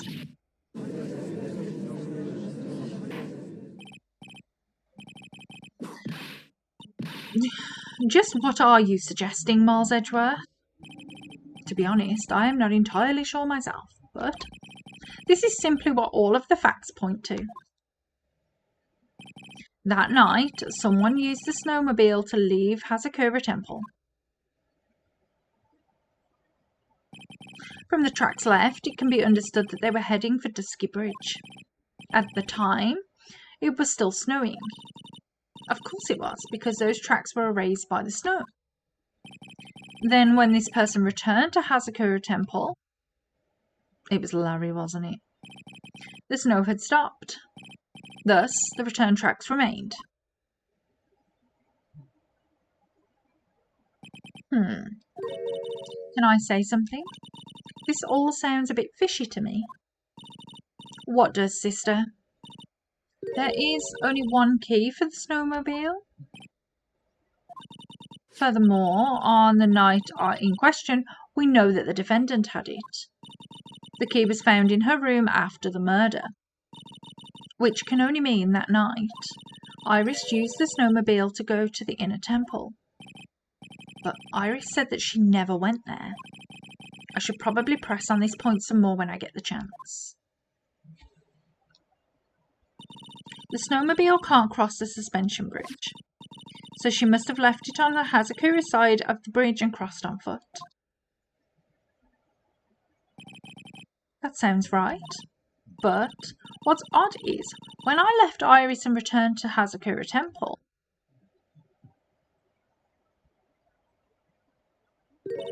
I didn't see anything near Dusky Bridge. You must have just failed to see it, sister. Maybe. But when I made it back to Hazakura Temple, it was there, by the main gate. The snowmobile, I mean. I know what I saw. It was covered in snow, too. But that isn't possible. Order in the court. What does this all mean? So then, what was the snowmobile used for? It wasn't taken by the defendant when she went to the inner temple. If it had been, then the witness couldn't possibly have seen it by the gate. Furthermore, it wasn't used by the killer to dispose of the murder weapon. If that was the case, there should have been 2 sets of tracks in this photo. All we know is this. After it stopped snowing, someone used the snowmobile to return to Hazakura Temple. I never thought a simple snowmobile could cause so much trouble.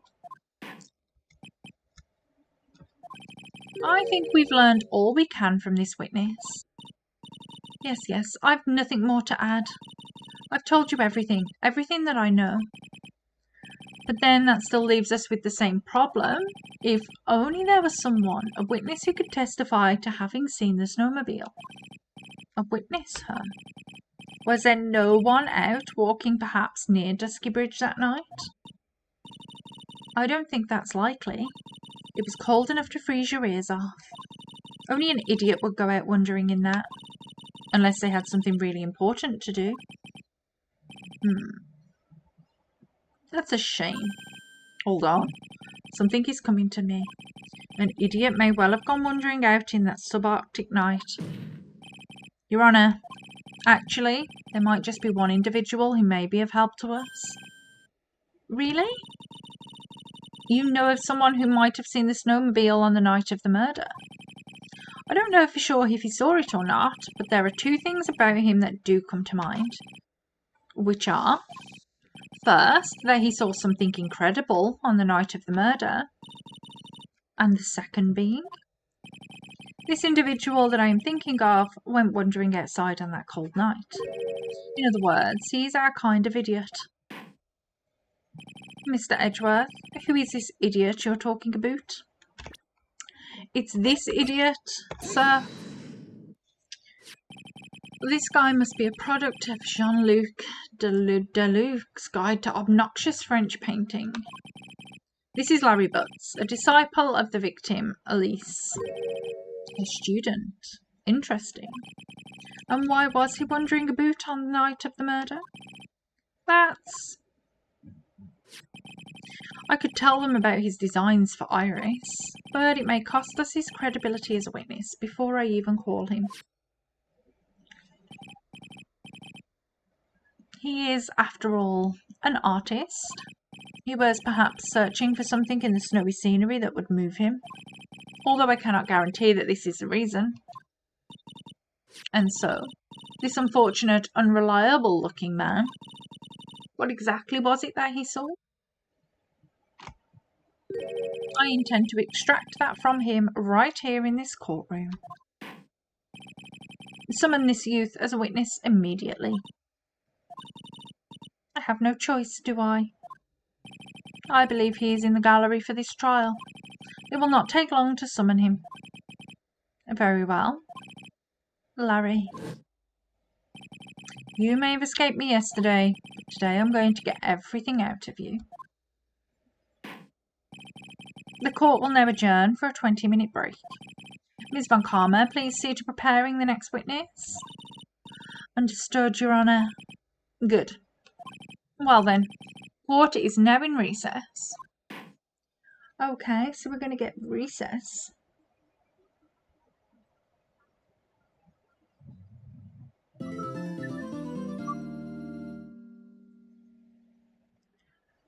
Okay. Second, he is an idiot. He is an idiot. Okay, let's save this. Let's get into the trial. Oh. Okay. I can't believe I've got to go through another whole load of testimony with Larry Butts.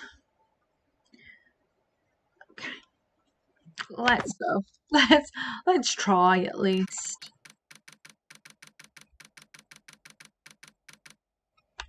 Okay.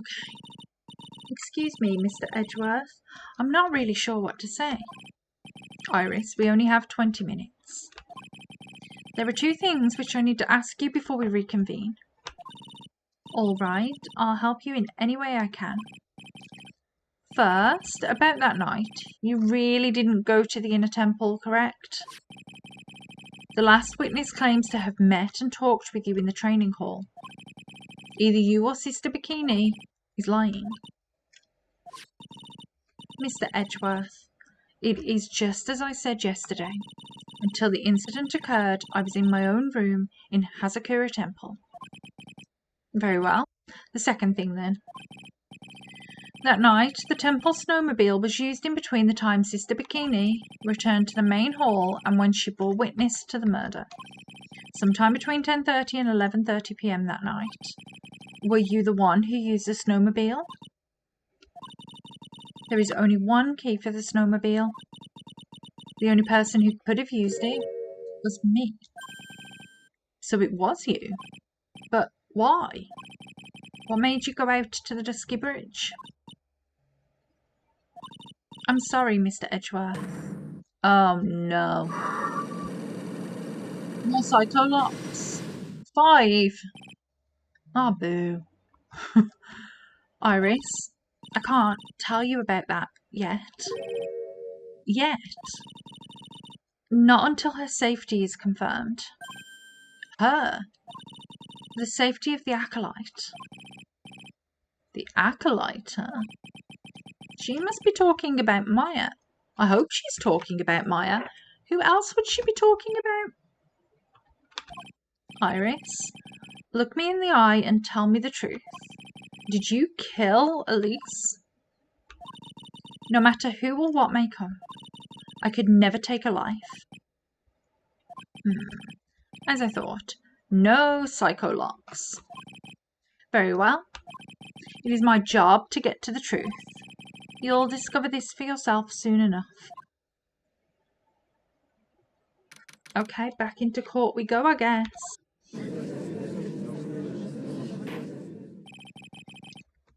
Okay, court will now reconvene. I feel like I need to stretch for this and prepare myself for battle with Larry. Going into battle. Ms. Von Karma, where is the witness? During the break, a man was detained for suspicious behaviour in the gallery. Suspicious behaviour? He was sketching something very intensely. Dare I ask what the witness was sketching when he was detained? He drew a terrifying woman armed with a demonic face and a vicious whip. I can only presume that his intention was to Anyway, it's time to drag this pathetic excuse for an artist before the court. Okay. Larry Butts, I hope you're ready. Get in here. It would seem that whip is going to see plenty more use today.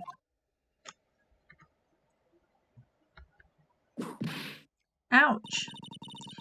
Your sketch is in contempt of court. Hey, I was just artistically out. You tried to run away from the bailiff who was trying to hand you your subpoena, correct? Look, I'm nothing but a fledgling artist training out in the mountains.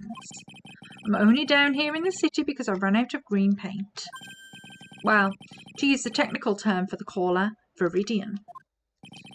Larry, this isn't an art store now, is it? I know, but I graduated junior high, okay? Look, art is all about working in the fields, isn't it? Working in the fields. I presume he wanted to say field work. I hope. That's it. Thanks, buddy. It's kind of sad that I was able to understand his mangled train wreck of a sentence. I just happened to stop in here and found a wonderful new model. So see, I've got nothing to do with this trial. At all. I expect all of your faces to be red when you realise this mistake. Bright red. Or, to use the technical term, Crimson Lake.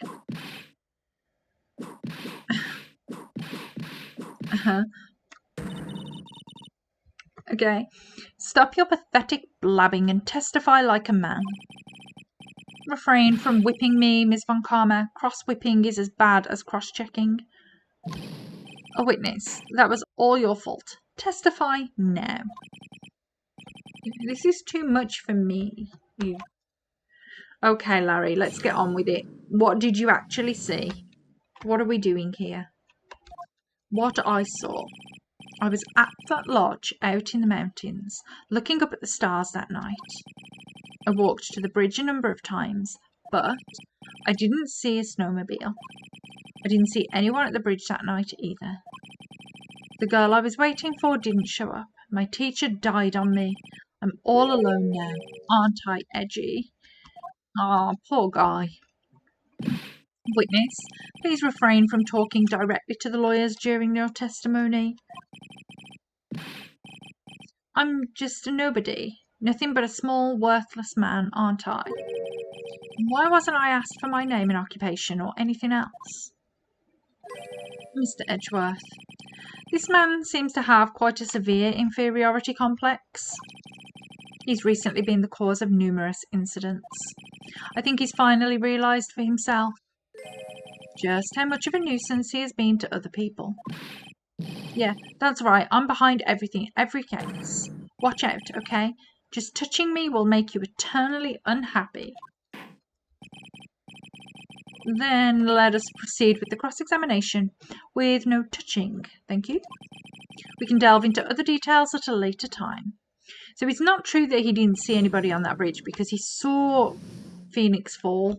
So let's maybe cross. You didn't meet anyone? That's right, because I've got nothing to do with this. And I'm just here to buy some viridian paint, okay? Come on, I expect to see those Crimson Lake faces. Now. It would appear that simply pressing him isn't going to be enough, Mr. Edgeworth. Indeed. It seems that he's going to claim to have nothing to do with this to the end. I don't want this guy to cost us any more time. I need to slice through his obvious contradictions and keep things moving along. Okay, so instead, let's go to this statement of present. Yes. Larry Butts, I can understand why you might want to throw your old life away. You're pretty pathetic, and you cause all sorts of trouble.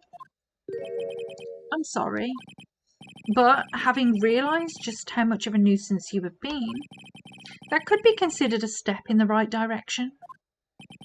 Edgy, are you trying to console me? It certainly doesn't sound that way to me. However, I cannot forgive you for simply turning away from the incidents you create. You're totally pinning this on me. Now then, let us talk about the night of the murder. Sister Bikini, after seeing the murder take place, asked Phoenix Wright to report it. Thus, he headed for the public phone by the bridge.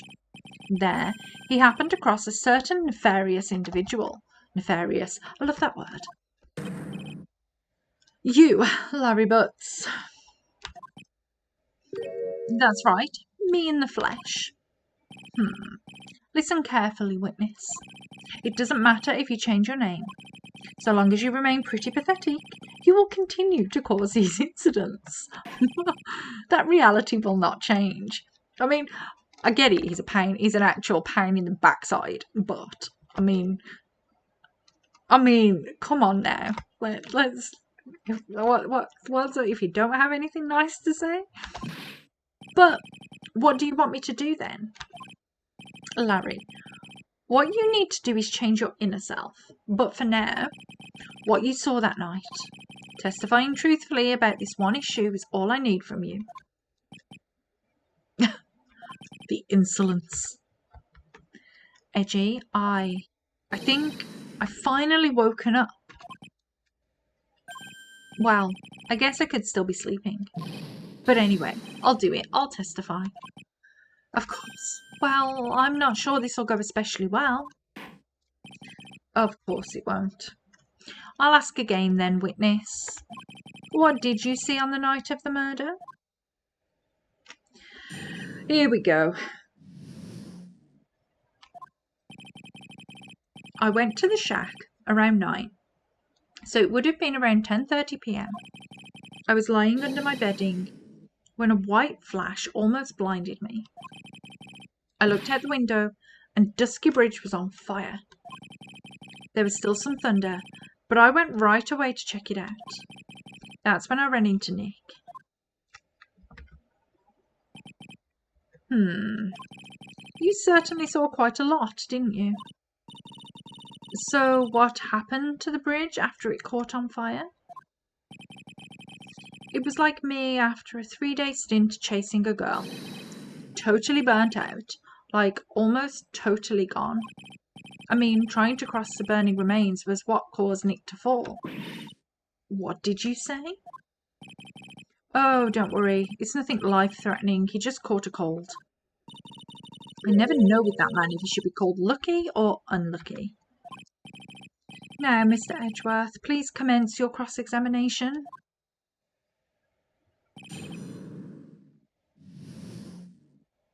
Okay.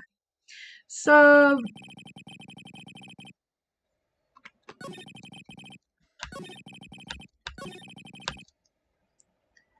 we went right away to check it out.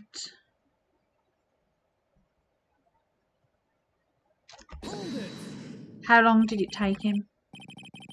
You said right away, but exactly how long after the strike was that? The lightning fell, and then the bridge caught on fire. Maybe around 5 minutes? I mean, I suddenly thought, gotta go check this out. How far is this small shack you were in from the bridge? Hold on. Well, it had pretty much stopped snowing.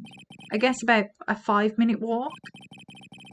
And how did Dusky Bridge look when you got there? Like I had recovered a piece of my childhood. I mean, not even the bonfires kids make during school camping trips can compare. Well, should I press him for a little more info? Why didn't you call anyone?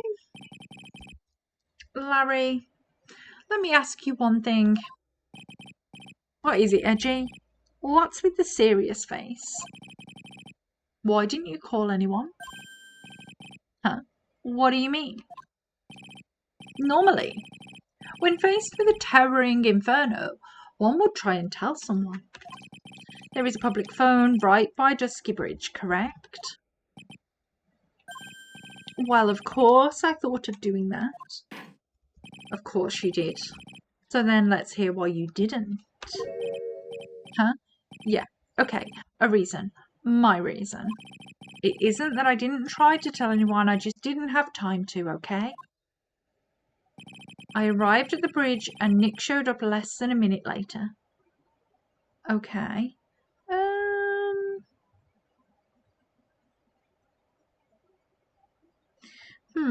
The timings don't feel right. What does the weather say? The lightning was approximately 10 to 11. Lightning struck Dusky Bridge at 10:45. Around 30 minutes passed between the fires starting and going out. So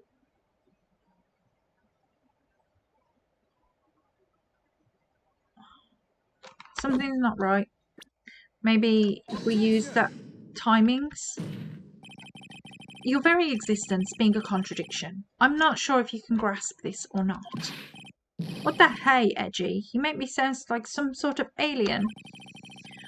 But your testimony is conclusively contradictory. The problem here is time. I've never been the best timekeeper, you know. 3 minutes after Billy leaves on foot, you follow him on your bicycle. How long does it take for you to catch up with him? Terrible at those. This is much more simple. You saw the lightning strike Dusky Bridge and immediately went to see what happened. Is this correct? Yeah, well, I wasted about 5 minutes first, but more or less. I have the weather data from the night of the murder here. According to this, the lightning fell at 10:45 p.m. You say it takes less than 5 minutes from the shack to Dusky Bridge, meaning you probably got there around 11 p.m. That all sounds about right, I guess. And then Nick showed up and did his falling act. Except he didn't. That is impossible. What do you mean? 11 p.m. is when the murder occurred at the Hazakura temple. Thus, Wright was still there in the courtyard. There is no way that Larry could have encountered him at Dusky Bridge at that time. Excuse me, I have an objection. You do. Edgy, how many times do I have to say this? I'm not Larry. It has not been proven that the murder occurred at 11 p.m. The sister only said around 11, in which case it could have been earlier than that. Watch your footing there, Miss Francisca von Karma. The slope ahead is slippery, for there is still no way that Wright could have been at Dusky Bridge at 11 p.m. And why not? It is clearly written here in the weather data report. It took around 30 minutes for the bridge to burn out. Therefore, the bridge must have been burning until at least 11:15 p.m. Which means what exactly? Wright did not see the bridge while it was being consumed by the flames that night. In fact, he did not arrive on the scene until after the flames had died down. Oh, Larry, you arrived at the bridge at 11 p.m. But Wright did not make it there until at least 11:15. I suggest you stop hiding things and just tell us the whole truth. Now then, what happened during these missing 15 minutes? Okay. I feel like I just got brutally woken up by toilet splashback. Gross. I guess. Okay, he's just wittering. Order. Oh, okay. So there was a missing 15 minutes prior to meeting Phoenix Wright. I hardly see that as much of a problem. Yeah, not much of a problem at all. Really? The bridge is burning before your eyes and there is a phone right next to it. Why then did you not report the accident? Yes, witness. Why didn't you? Were you simply there to watch the bridge burn? And therein lies the problem. For even after the bridge had burnt out, he was still there. Staring into space, this witness didn't even attempt to fulfill his civic duty. That's what it sounds like. But this is Larry we're talking about, and even he is incapable of being so stupid. Is he, though? Which means there has to be a reason for his inaction. Was he drawing it? He was drawing it, wasn't he? Edgy.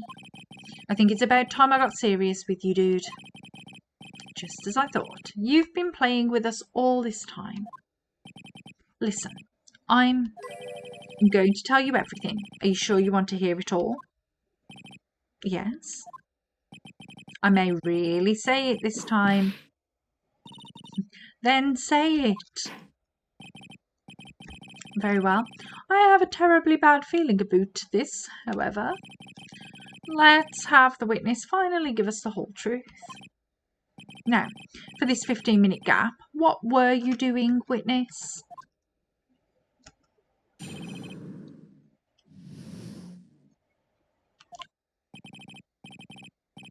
I'm a dioxnym? I'm an artist. What do you think I was doing? He was drawing it. Sketching in front of the bridge. I was whipped up into a frenzy of art. The shock and awe that I was feeling, I transferred it all directly onto the page. Before I realised it, the flames had gone out, and then he came running up.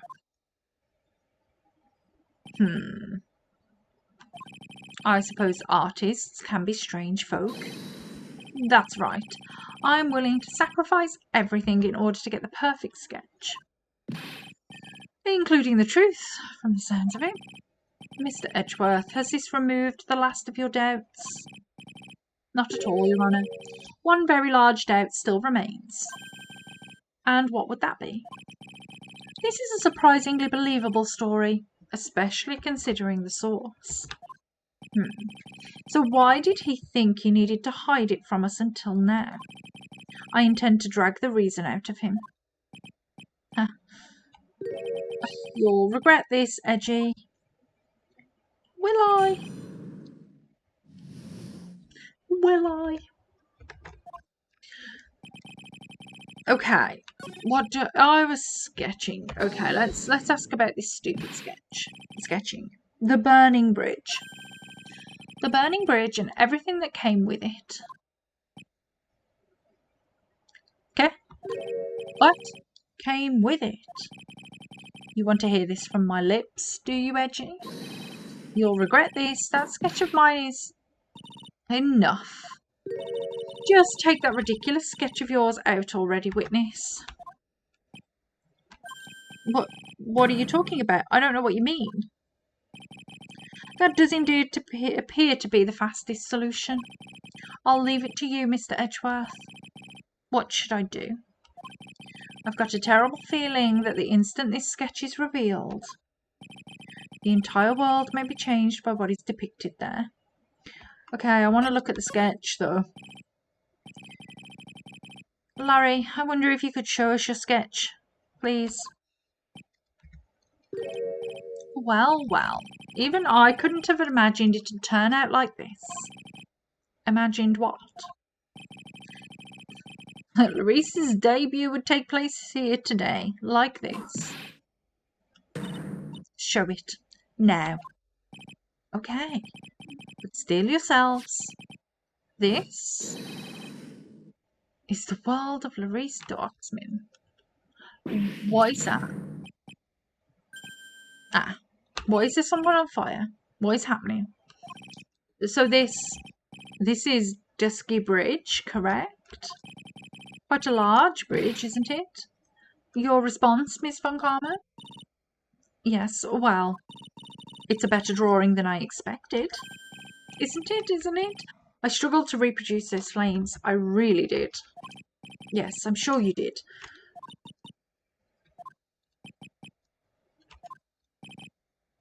This is going to get ugly.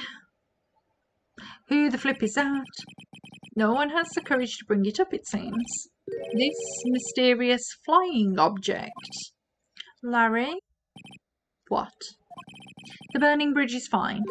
But what is that unfortunate looking figure? You spotted that. I thought you might.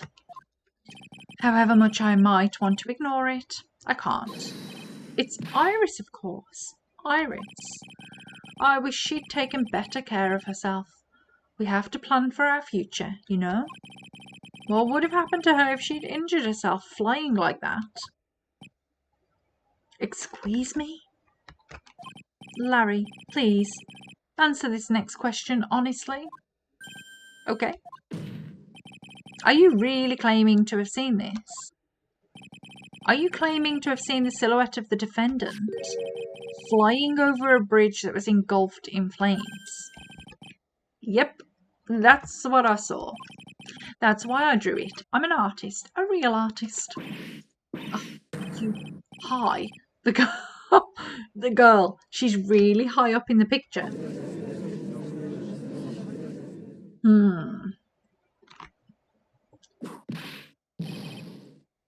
What was that for? This is all a bad dream. I was hitting you on the cheek to test that theory. Please whip your own cheek from now on if you wish to test your wild theories. Anyway, no court of law will ever acknowledge that people can fly. Actually, there is some precedent for this. She was flying pretty high, my sweet Iris. She was about 30 feet above the bridge. At least it was really something to see. This has to be some kind of mistake. Mr. Edgeworth, please bring the witness back down to earth. What? Me? This witness is your friend, is he not? Accessory to foolishness. Miles Edgeworth. Let us get back to the cross-examination, by force, if necessary.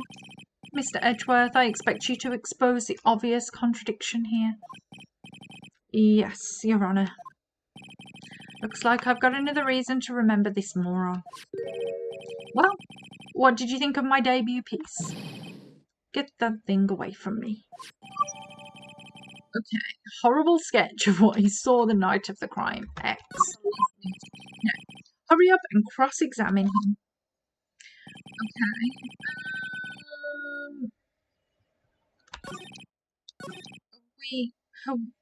I saw Iris flying, her white hood fluttering.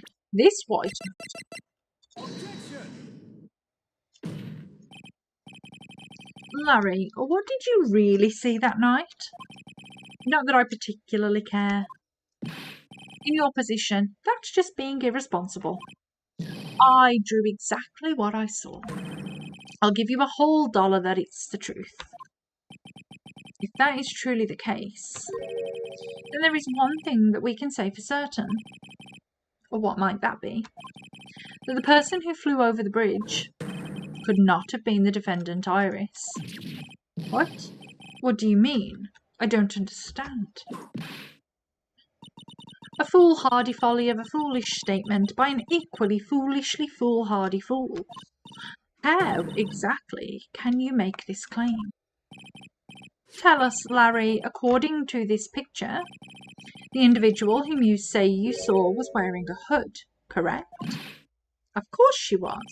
That rundown shack is quite away from the bridge. The hood is what told me that this floating angel was my Iris. The hood is my darling Iris, and my Iris is my darling hood. It seems there are bigger fools in this world than the one at the defence's bench. Larry, there's something you need to be made aware of. On the night of the murder, Iris wasn't wearing her hood. She had given it to Wright as a gift. Are you going to change your story now? Perhaps suggest it was Wright who took flight?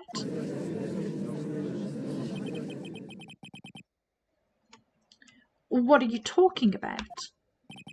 I think you understand what I mean just fine. Why? Why did Nick have Iris's hood? What? Edgy, what's going on with Iris and Nick? Why, Nick, you dog. I don't think that's what you should be concerned with right this second. Like later, okay, but right now. I do believe that this unbelievably mysterious sketch is destined to disappear, discredited and discarded straight into the garbage.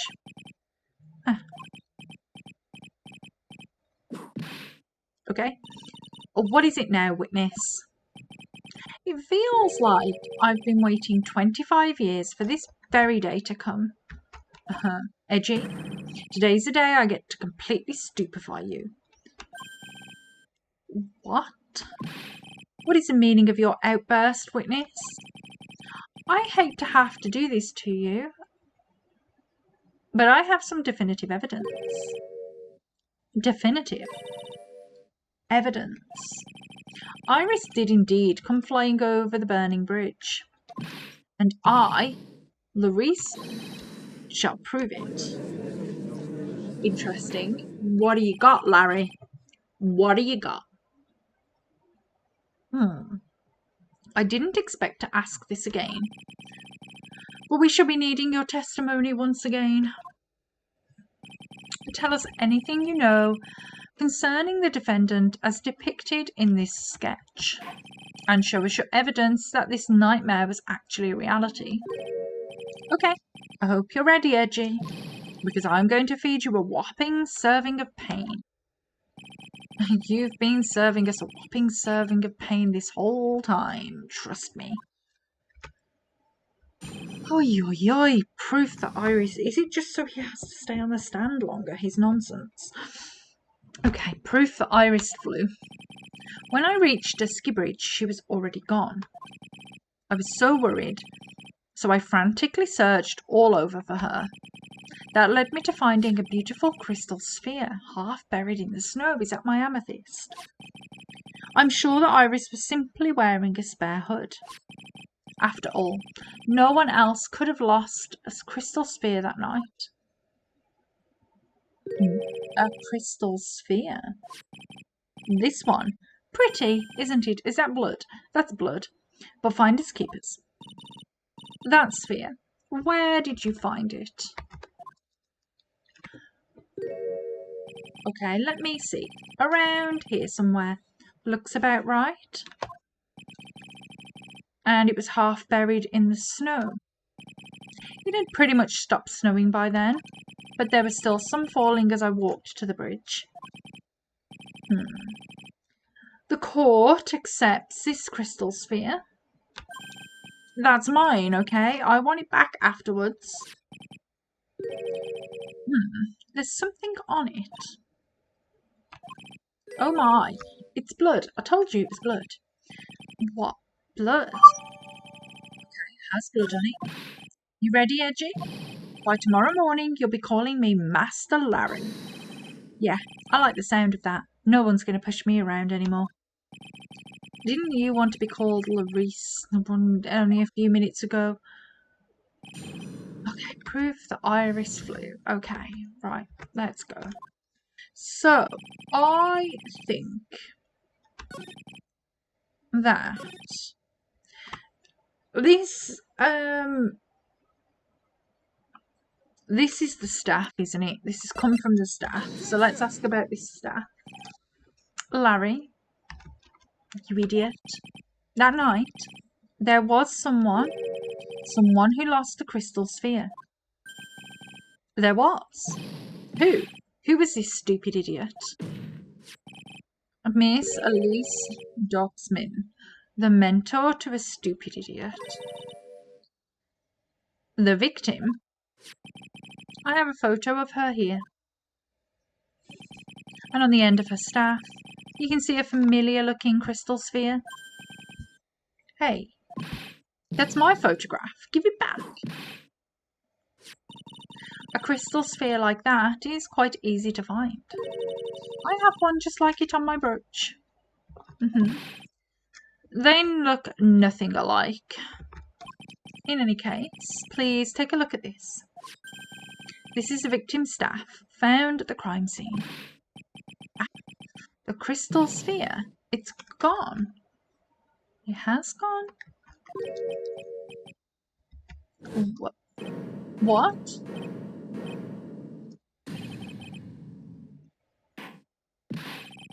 Just what does this mean?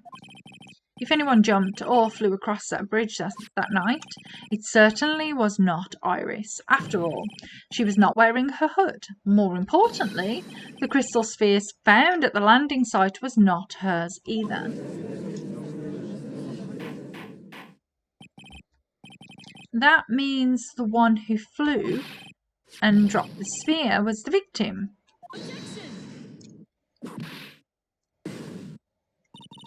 fool alongside another fool on a fool's errand to reach a foolish conclusion. First of all, this sketch, which I prefer to call a scribble, is ridiculous. People cannot fly, thus it is rejected. You can't do that. I saw it with my 2 eyes.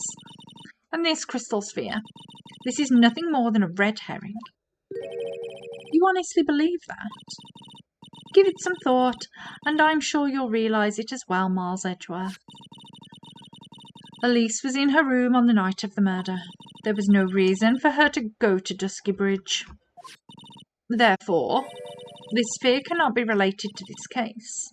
That is all. Miss Francisca von Karma. The only people who will accept that explanation are scatterbrains and clowns. Why are you pointing at me? The victim's crystal sphere was found near the bridge on the night of her murder. Yet you expect us to believe this has nothing to do with the case. That crystal sphere, it was probably thrown away at the bridge after the murder. After the murder? There is blood on the crystal sphere, isn't there? This naturally suggests that it was thrown away after the murder took place. The killer placed it there to throw the investigation off the scent, which is the exact same reason he drew that ridiculous sketch. What? You mean I'm the killer? No. All joking aside, just when did this crystal sphere appear near the foot of the bridge? Unless this can be proven in some way, I refuse to believe this is related to the case. Okay. She makes a valid point. It was buried in the snow, so it must have been there. There is no evidence that Elise left as a courier that night. However, if somehow this crystal sphere can be proven to have been dropped before the victim was killed, then this case is going to transform into something else entirely. Your response, Mr. Edgeworth? I want your final opinion on the disposition of this crystal sphere. If it is not related to this case, then this witness who you called will have been nothing more than a monumental waste of time. Prepare yourself for some very appropriate punishment, Miles Edgeworth. Can I prove it? Can I prove that the crystal sphere was dropped before the murder took place? Yeah, we can prove it the same way that we proved the snow thing, surely? Can I prove that isn't the issue? To simply prove it, that's the only option. Okay, that's what he'd do. That's the way Phoenix Wright would do this. Your Honour, allow me to prove something to you.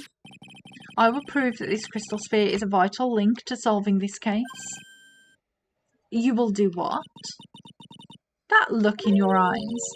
You remind me of Phoenix Wright when he's cornered. That should come as no surprise, because right now I am Phoenix Wright and I am indeed cornered.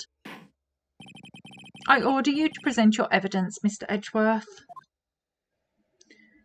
Okay, evidence that proves the crystal sphere was indeed dropped before the murder. What have we got?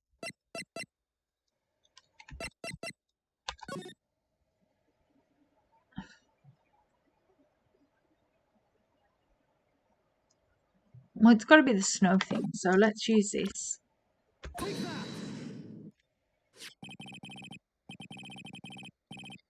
Okay, this crystal sphere, it was half buried in the snow, correct? That's right. If it hadn't stopped snowing then, it would have been game over.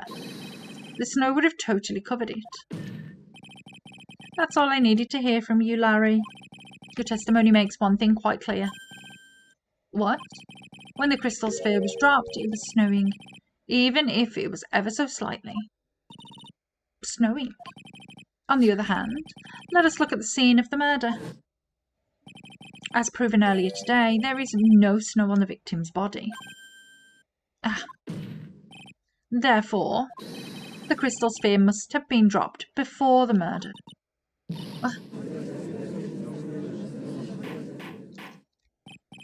Order, order.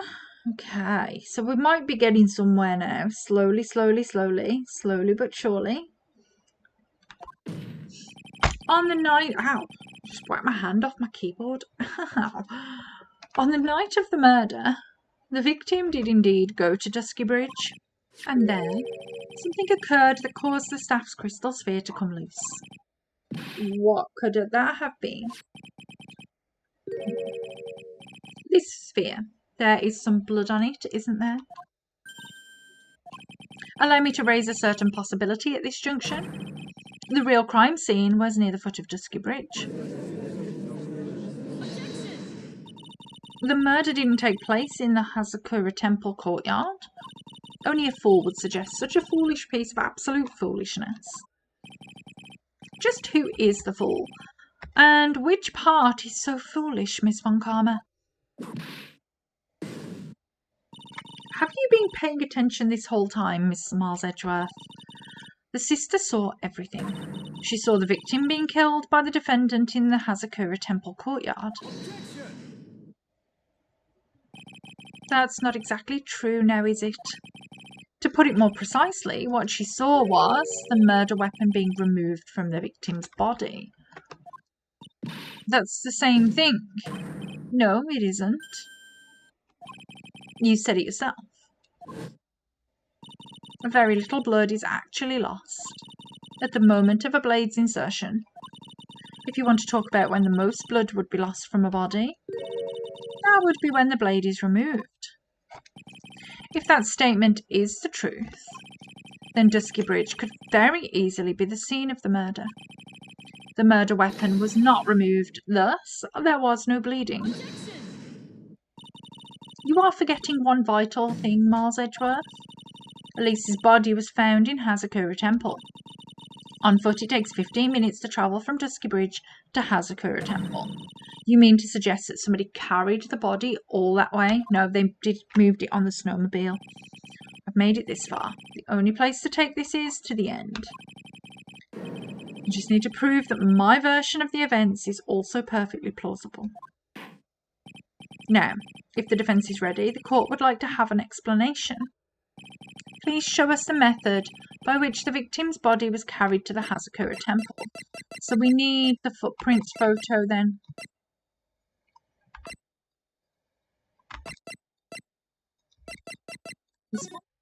This one. This one. On that snowy night, there is one way that a body could have been moved. The snowmobile. As we know, the snowmobile was used that night. It was explained as having been used to dispose of the murder weapon, but it could also have been used to carry a body. Order, order. This is completely unacceptable, Miles Edgeworth. You've dug yourself into your own grave. What do you mean? The only one who could have used the snowmobile was the defendant. She's the one who moved the body. Doesn't that put the final nail in your coffin? You're too late, Francisca Von Karma. And in fact, the defence has proven something else entirely. We have shown that this case requires further investigation. What? Where was the victim, Elise, really killed? If her body was moved, whatever for? And finally, just what does this image mean? Do you even need to think about that? Such a creature could never see the truth, let alone describe it. This witness certainly sits on one of the lowest possible branches of humanity. However, we would never utter a lie like that could hurt. He would never utter a lie that could hurt a girl with whom he is enamoured. Jesus. He drew this, so it is something that actually happened. The defence stands firm on this point. What is going on? Where the hell is Pearls? Edgy, thank you. That settles it then. I cannot give a verdict under these circumstances.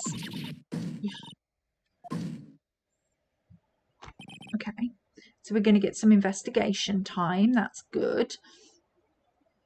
Okay. Right. I seem to have filled my part in this. It is just as I thought. Francisco von Karma, you make a wonderful partner. Excuse me. There was one reason, and one reason alone, for me being here.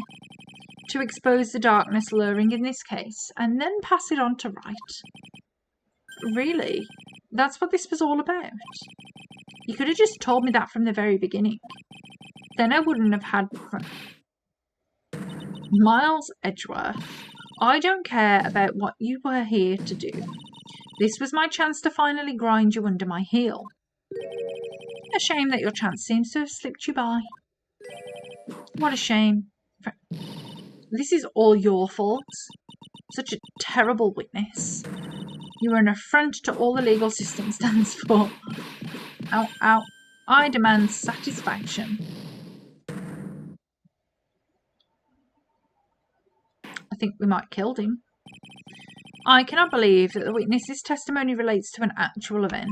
However, there has to be some sort of answer for the questions it raises. Have his words here today been the truth or lies? Next time we gather in this courtroom, those are the matters that shall be addressed. I am counting on thorough investigations by both the defence and the prosecution. And with this, the rest is up to you, Wright. Court is now adjourned. Okay, court is adjourned indeed. To be continued. Okay, let's save it.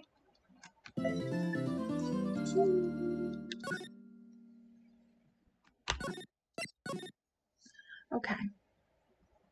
So... Okay, let's keep going. Oops, I didn't want to do that. That's not what I wanted to do.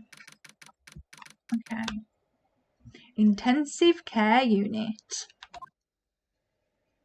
Oh. I see. I'm still up at this hour, reading through the trial record of a certain case. It's the first case my mentor, Mia Fey, had ever handled in a court of law.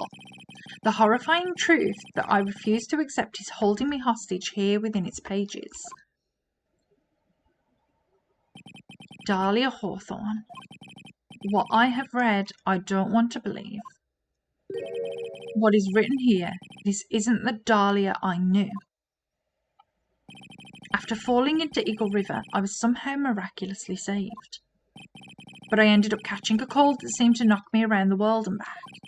I feel dizzy, my ears are ringing, my throat burns, and my head is on fire. But I will recover. I have to recover by this afternoon. I have to meet with the most ill-tempered witness imaginable. But I know that he will be able to help me with him somehow. Somehow. Okay.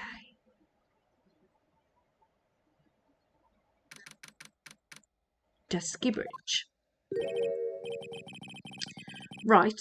Are you sure you're well enough to be doing this? You still look a little green in the face. Or maybe Viridian in artist speak. Actually, my fever has gone down quite a bit. How's your temperature now? Only 102.2 degrees. Nothing to worry about. Cool. Oh dear. Anyway, I read today's trial record. You weren't bad, Edgeworth. Pretty impressive despite the circumstances. We're not in the clear yet. The main point of contention tomorrow is going to be the murder weapon. Yeah. In the end, the sword did not deliver the deadly blow, which means there must be another sword hiding out there that we don't know about. Another sword, huh? Don't you worry about a thing, pal. I'll dig up the murder weapon myself, or I'll eat my coat. Thanks again, Edgeworth. I'll handle things from here. That is probably for the best. Actually, I was thinking about paying the old precinct a little visit. Oh dear, I think I caught Nick's cough. There's something I want to look into, and that is our client's background, naturally. You mean Iris, sir? I have the feeling that we've met before. All I want is confirmation, one way or the other. And since I probably won't be getting that from you, sorry, Edgeworth. I bid you adieu, right? Take care. Guess I should get moving too. Why? Do you need to be somewhere? Yeah, I've got to get to work on this bridge, pal. I'm rigging something up so we can get across to the other side. Ah, that's right. Maya is still stuck over at the inner temple. I mean, she's probably starving to death. Somebody should do something about that. But don't you worry, pal. As soon as it's all set, you'll be the first to know. Thank you, Gumshoe. Oh, dear. No problem, pal. Just try not to give me that cough of yours, okay? All right, I'm off. Hang in there, Maya. We'll get you out. I promise. But in the meantime, I've got to continue collecting evidence. Okay, let's go to the main gate then. Let's go and see what's going on over here. Come on, please. It's for art's sake, I swear. There's only one guy I know that could be this persistent and high-strung. I'm talking about the heroine here, the heroine in my book. It'll make you famous. Ah, enough. Fools, fools, fools, fools, who foolishly accept the foolishness of a fool's fool. Oh. Wouldn't you agree, Phoenix Wright? Huh? Me? Wait a second. I know you. Ow. Your reflexes and mind need to shape up. My brain's frying like a sunny side up and you want me to grill me over a name? Francie, you can't do that. Even as we speak, Nick's on the brink of death. Or so I'm told. Whip a dead horse. Isn't that one of your American sayings? No, it's not, and I'm not on the brink of anything. Come on, Nick. Tell her, would you? Tell her she needs to model for my new picture book, Fransie's Whippity Whip Trip. Before you ask me to model, learn to give at least semi-coherent testimony. And before that, you'll have to learn how to live a semi-coherent life, Larry. I don't care what anybody says. I'm telling the truth. I saw what I saw. She flew, I'm telling you. Whoosh. Just like that dude with the red underwear. Don't think I'm going to forgive you guys when you come crawling back to apologise. Okay. Off he goes. So I guess we talked to Von Karma. It's amazing how little has changed with you in the past year, Phoenix Wright. Okay. Have you been in Germany all this time? That's right. Extending my perfect win record, naturally. Oh, joy. Sounds like she hasn't changed a bit. Has it really been a year since we first met? I am Franziska von Karma, the prodigy. I gave up a promising career in Germany and came to this country for one sole reason. Revenge. Franziska was born and raised in Germany and became a prosecutor at the age of 13. Her father was a legendary prosecutor, Manfred von Karma. He had a perfect win record for 40 long years, but now he's gone from this world. Don't tell me you still hold a grudge against me, because of what happened to your father. Phoenix Wright, you will fall before me. This I promise. But it will be for my sake, not my father's. Are we clear? Yes, crystal. Okay.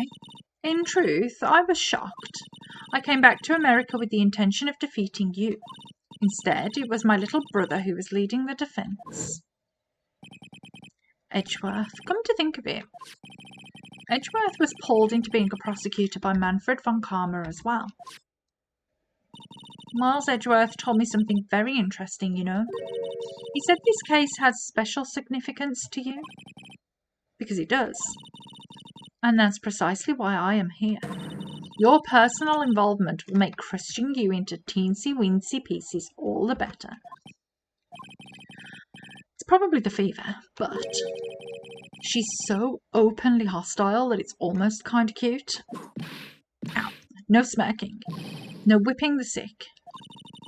That foolish fool, doing such a foolish favour for such a foolishly foolish fool. Edgeworth. Make no mistake, Phoenix Wright. I came here for one thing, and one thing only, to pulverise you. It's not like I thought you were here to bring me some cold killer X, you know. I went over the whole case file on the flight over. You read the whole thing? Yes, every last word of every last sentence of every last paragraph. All the ridiculous things you did all the ridiculous things you did made it a very interesting read, you know. Attempting to cross a burning bridge, did you even consider the dangers? No. The only thought in my mind was I have to get across. A fool who doesn't think is more foolish than a fool who foolishly thinks. Gumshoe said he'd let me know once the bridge was repaired. Maya, she's got to be okay. I just know it. Plus, I need to ask her about what really happened at the inner temple that night. Okay, so we should move now and go and have a look around. Okay. That was one long sigh. Oh. Sister Bikini? My. I didn't know you were here. How are you doing? You don't have to pretend to be in a good mood for my sake. I suppose I've made a terrible mess of things, haven't I? I let Mystic Elsie die, and then there's Iris as well. Mystic Elsie? Now that I think about it, there's an acolyte stuck at the inner temple, and that poor little girl has gone missing too. That little girl? You don't mean Pearls, do you? Yes, I'm afraid I do. She hasn't been seen since the morning after the incident. Pearls? She's missing. Why didn't anybody tell me about this? I wondered why you wasn't so bothered about it. I must be getting old. I think I seriously lost faith in myself. Are you talking about your performance at the trial today? You believe me, don't you? I'm not a liar. I would never lie. I know what I saw. I saw Iris pull that sword from Mystic Elsie's body that night. I'm certain of it. At least I was until this morning. I don't see any Cyclops, so she must be telling the truth. So why are you so unsure of yourself all of a sudden? You know that artist who testified after me? Unfortunately, I saw Iris flying, her white hood fluttering. I felt like I might start flying myself. When I saw that man testify so fervently about something so impossible, I started to wonder if I had just acted like him when I was on the witness stand. I wouldn't take that guy too seriously. He's an artist, but all he draws is trouble, and nothing else. If both Bikini and Larry are telling the truth, that can only mean one thing. They both didn't see what they think they saw. Okay. On the night of the incident, you met Iris at the inner temple, is that correct? That's right. I'm sure it was Iris. But Iris claims she was in her room in Hazakura Temple. I knew I shouldn't have come back here that night. But because you did, Maya is stuck all by herself at the inner temple. I'm so sorry. The drafts in that place are nothing to shake a stick at. Winter is especially bad. I'll bet. The training hall looks like it's about to fall down any second. Eagle Mountain has always been prone to earthquakes, just so you know. Earthquakes? Yes, I wouldn't be surprised if the next big one levels the training hall. We've got to get Maya out of there fast. But still, there's really no need to worry. That area on the other side of Dusky Bridge is isolated like an island. It's like an island? How so? Well, the only thing on that side of the bridge is the inner temple. No one lives out there, and it's surrounded on all sides of by the river or the forest. I see. So a criminal would be trapped should they choose to flee in that direction. And as long as the bridge is out of commission, he or she will have to stay there. That means Maya could be stuck out there with a murderer and with no way of escape either. Oh dear. Yes, I suppose it does. Please, Gumshoe, get that bridge up faster. I'm curious about a few things, if you don't mind answering some questions. Oh? Do you need to know my measurements for your investigation or something? No. I want to know a little more about the victim, Miss Elise. I'm afraid I don't know her waist size, or her bust size for that matter. No. I'm wondering why she came to stay in a place like this to begin with. I mean, she told us herself that she wasn't here for spiritual training.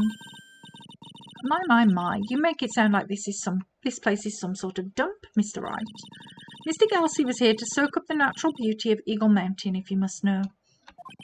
There, you did it again. Sister Bikini. I noticed you always refer to her as Mr. Gelsey. Oh? Yes, now why is that? After all, she's not here as an acolyte. We address all our visitors as Mystic. It makes our experience feel authentic. And anyway, she's older than me. You must respect your elders, you know? How do you know that? How can you say for sure that she's older than you? Uh-oh.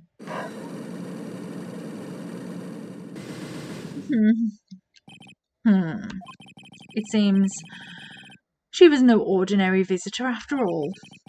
And there's Pearls. She was with her the evening of the murder, and now she's vanished. All got to be connected somehow. I'm telling you, it's her mother. Why did Pearls have to get mixed up in this mess? Please, Mr. Wright, I know you're worried, but try to keep it together. Oh, man. My head's throbbing so bad it's killing me. Pearls. She was with Miss Doxnim on the night of the murder, remember? Yes, but I have a temple to run, you know. I was busy preparing for the training. I didn't see the little darling even once after we'd finished eating dinner. The murder, it didn't take place right in front of her innocent eyes, did it? Ah, the poor kid. According to the detective, she hasn't turned up at her home either. Come on, keep calm. There's one place left where Pearls could be. She just has to be there. Come on, Gumshoe. Tell me you'll be done with the repairs soon. Okay. I don't think we've got anything we can use at the minute, so let's go wandering around. This is where Sister Bikini witnessed the incident. It's hard to imagine she was lying on the stand. So, maybe there are some clues that have yet to be found.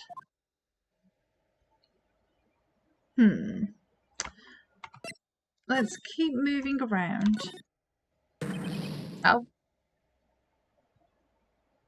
Hey, what was that jarring, inconsiderately loud yell? So this is where you've been, keeping nice and warm, I see. Detective, have you finished the bridge? Yeah, I did. I told you I'd let you know. Well, then I'll come along with you and... Sorry, ma'am. No unauthorised entry. Access is restricted to people involved in the case. What was that? I'm involved, aren't I? You couldn't get much more involved than me.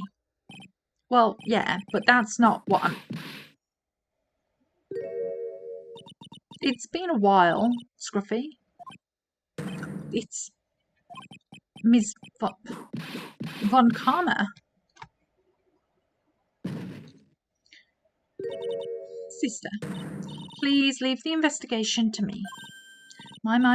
Well, you certainly seem to have everything under control. I am on your side. I won't do anything you don't want me to do. As you work to pin the guilt on Iris. What are you daydreaming about, Phoenix Wright? Oh, that hurts, you know. Silence. I, Francisca Von Karma, will personally guide you through your investigation. So you will follow me. She's not seriously going to follow me around, is she? I think she might be. I think she very well might be. The main gate. Move to the suspension bridge, maybe?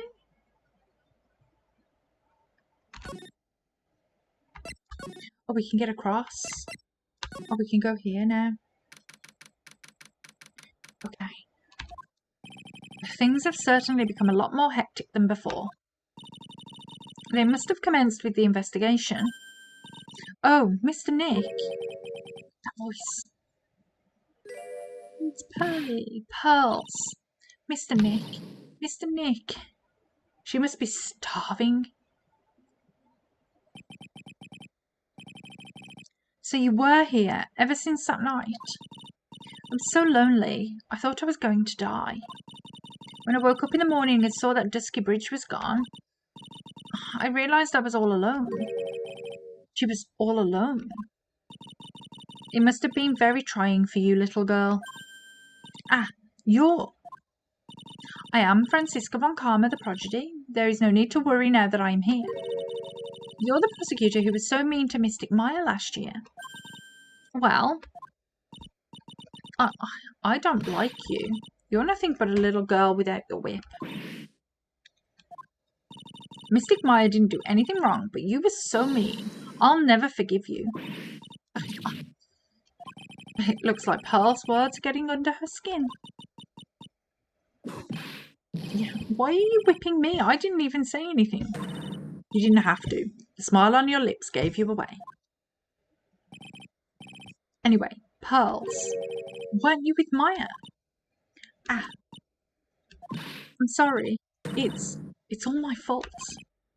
Huh? What are you talking about, Pearls? I... Mystic Maya. Hey, wait, Pearls? She just ran off. Ow. That was cruel, Phoenix Wright. To make a little girl cry like that is inexcusable. What was that all about? Pearls acting like that. It's giving me the creeps. I guess I'd better take another look around since I finally got a chance. Especially since something about this place seems different from 2 days ago. What is that incinerator all about? Okay, let's take a look at this. There's a weird smell coming from that incinerator. The door is also open, almost like it's begging me to look inside. Well, let's see what stunning clue is concealed in here, shall we? Huh? It's empty. How naive of you, Phoenix Wright. But it's a bit strange, don't you think, Francisca von Karma? I seem to remember.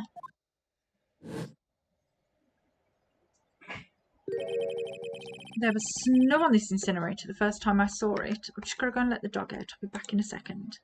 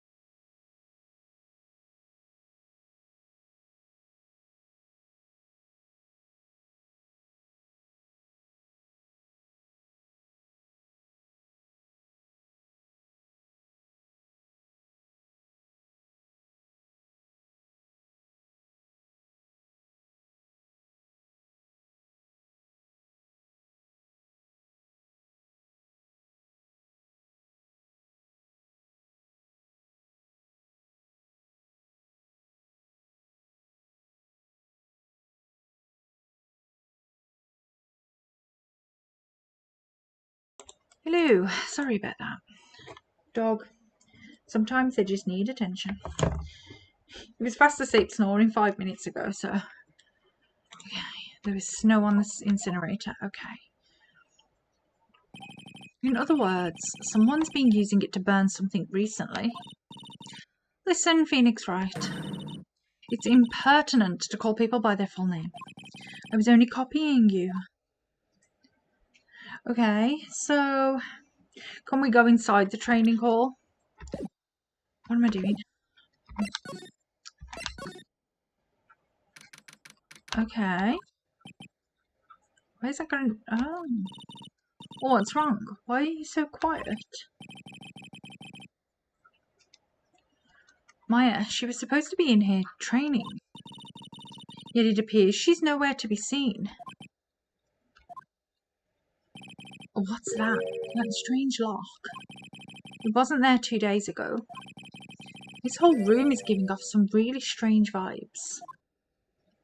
Okay, so first of all, let's have a look at this because what do you think this yellowish poster is, Phoenix Wright?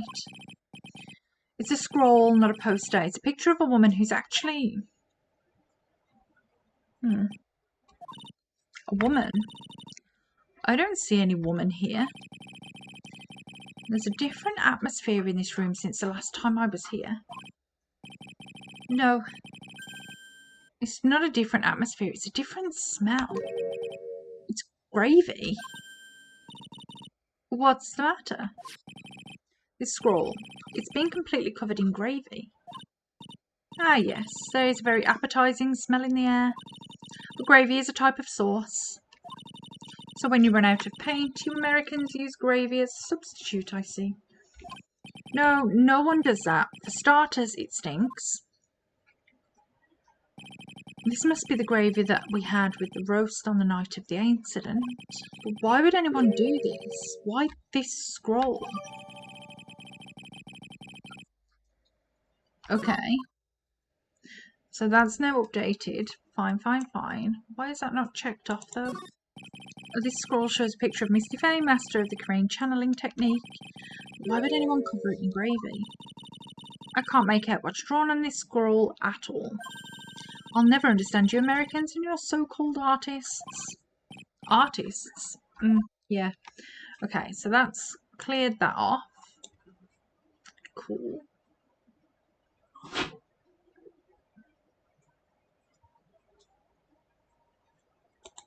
Let's have a look at this. This door. When I was here 2 days ago, that weird lock wasn't on it. Those chains, it's almost as if they're guarding something inside that cavern.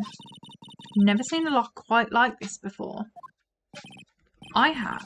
I've seen locks and chains just like this before. They look just like the ones that guard a person's secrets during a cyclock. I wonder if this lock is guarding something too. Dark secrets in a dark cavern. What took you so long? I thought even you'd managed to get here faster than this.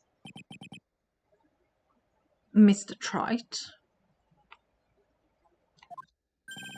Prosecutor Godot, I didn't know you were here. Prosecutor? How come you didn't show up at the trial today? Huh. I could ask you the exact same question. Huh? But I had a cold, so... I had something slightly more important than a common cold to deal with. The importance of which is something you have no hope of ever understanding. Interesting, interesting. Enough. Arch, can you stop? Come on. Sorry, if you can hear that tippy tapping, it's the dog. Archie, no, come on. Come on, silly sausage. Come on. Come get in here. Come on. Come on.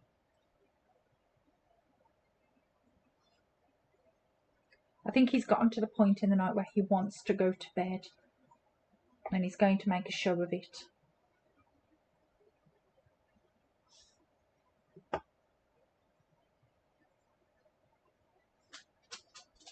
Okay, I'm just gonna have to go and just 1 second. I'll be back. Just give me a sec.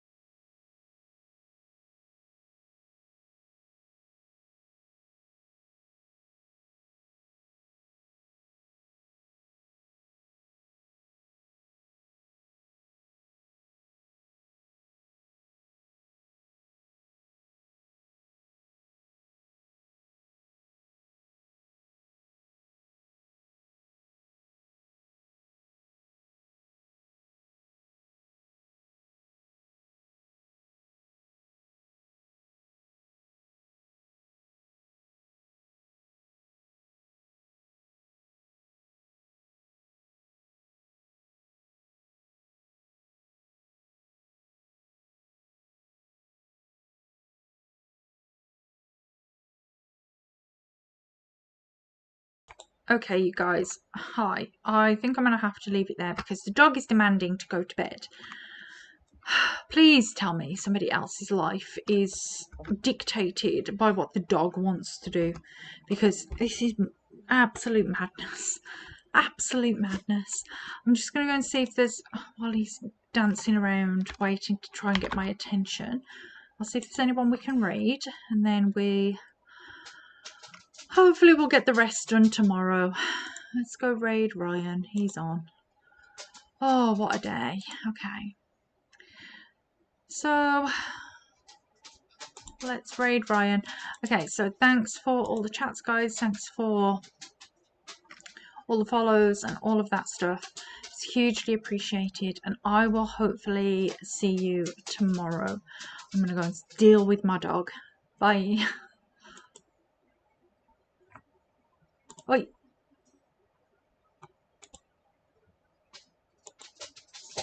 Archie.